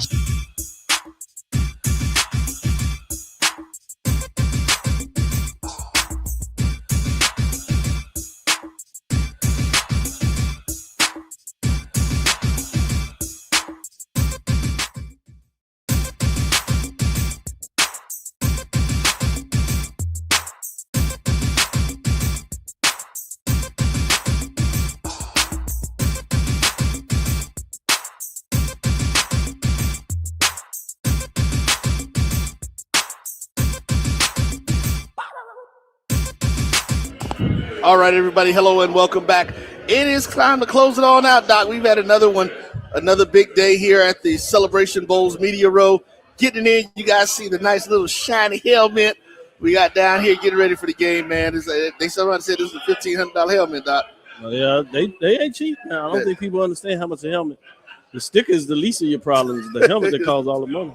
There it is. Listen, we've had another great day, man. Just talking to folks, enjoying the culture, enjoying what happens here at the Celebration Bowl and getting involved in it. Of course, it has been our pleasure to assist and to help you guys and give you this information. I want to make a plea. You know, it's really good because we got the Texas boys in the house. Yeah, look at it. Look, he did say he's gonna be a homer a little bit this weekend, so he can't be mad at him because trust me, when the Rattlers get back, years ago, I'm gonna be the same way. Man. You better believe. But you know what, Doc? That's one of the things that we love about what we do. We're not only journalists, we are fans as well, and we definitely will do everything we can to represent our universities as well as all of the HBCU diaspora as best we can. So we want to thank you guys for Carlos, for Charles Bishop, Dr. Cavill, Mike Washington, the not hologram that was in the building, the 18 Still can't believe it. Right. I thought he was in Brazil. He came back from Brazil for this trip. Look, came back because PV is in the championship, man. Yeah, that'll make you fly back. That make you do some things. You got, and I'm sorry, 1876. Got his little cowboy hat over there. Hey, y'all, come step in there. It is 1876, right? Yeah, 1876 sports and culture. culture. Want to shout out Come to on, those step guys. in so they Just can saying see hello, you. letting you know that we're here. Of course, Say we hello. got to give a shout out to Ja behind the scenes doing his thing with us. Hey, Joe. Yeah, y'all come on in. Alan, and say come hello. on in so they can see you. Say hello before you get out to all the work you did today. We've enjoyed you guys being in with the team this year. First time. So we're getting it in. But folks, Texas listen, boys in the house, baby. Let's go. and we're doing what we do. But folks, hey, donate. You see the little Cash App thing that was down there? Hashtag MyJBN, MyBCSN. Look, $1, $2, $3, whatever you got, man. Just shoot it to us and help us out with what we're going to do. We will be seeing you. You'll get more information, of course. Stay tuned. Of course, the lab will be back and rolling through what it does next week. Carlos, I don't think Carlos is going to be on tomorrow because Carlos is here. Right. So I don't know yet. We'll figure that out, Yep, see what we'll he's going let to be you know. doing. Sports Wrap, of course, will be on Sunday, and then we'll get back into it, getting ready for basketball season. Hey, we're going to be on the road again for basketball season. Check out Swag TV, over 100 games. Over 100 Game time, games. we'll have some games, and we certainly will give you some content. That's right, because we are definitely going to be doing some watch parties. That means we're going to be pulling up in your city, rolling up to a sports bar, and watching a bunch of HBCU Show us some basketball. love. You got to do it. Until next time, folks, make sure you tune in tomorrow, 12 noon, ABC, to watch the Celebration Bowl as the South Carolina State University Bulldogs take on the Panthers of Prairie View A&M University. Course lecture dismissed, baby. And for the rest of the team, I am Roy Evans. Until next time, take care.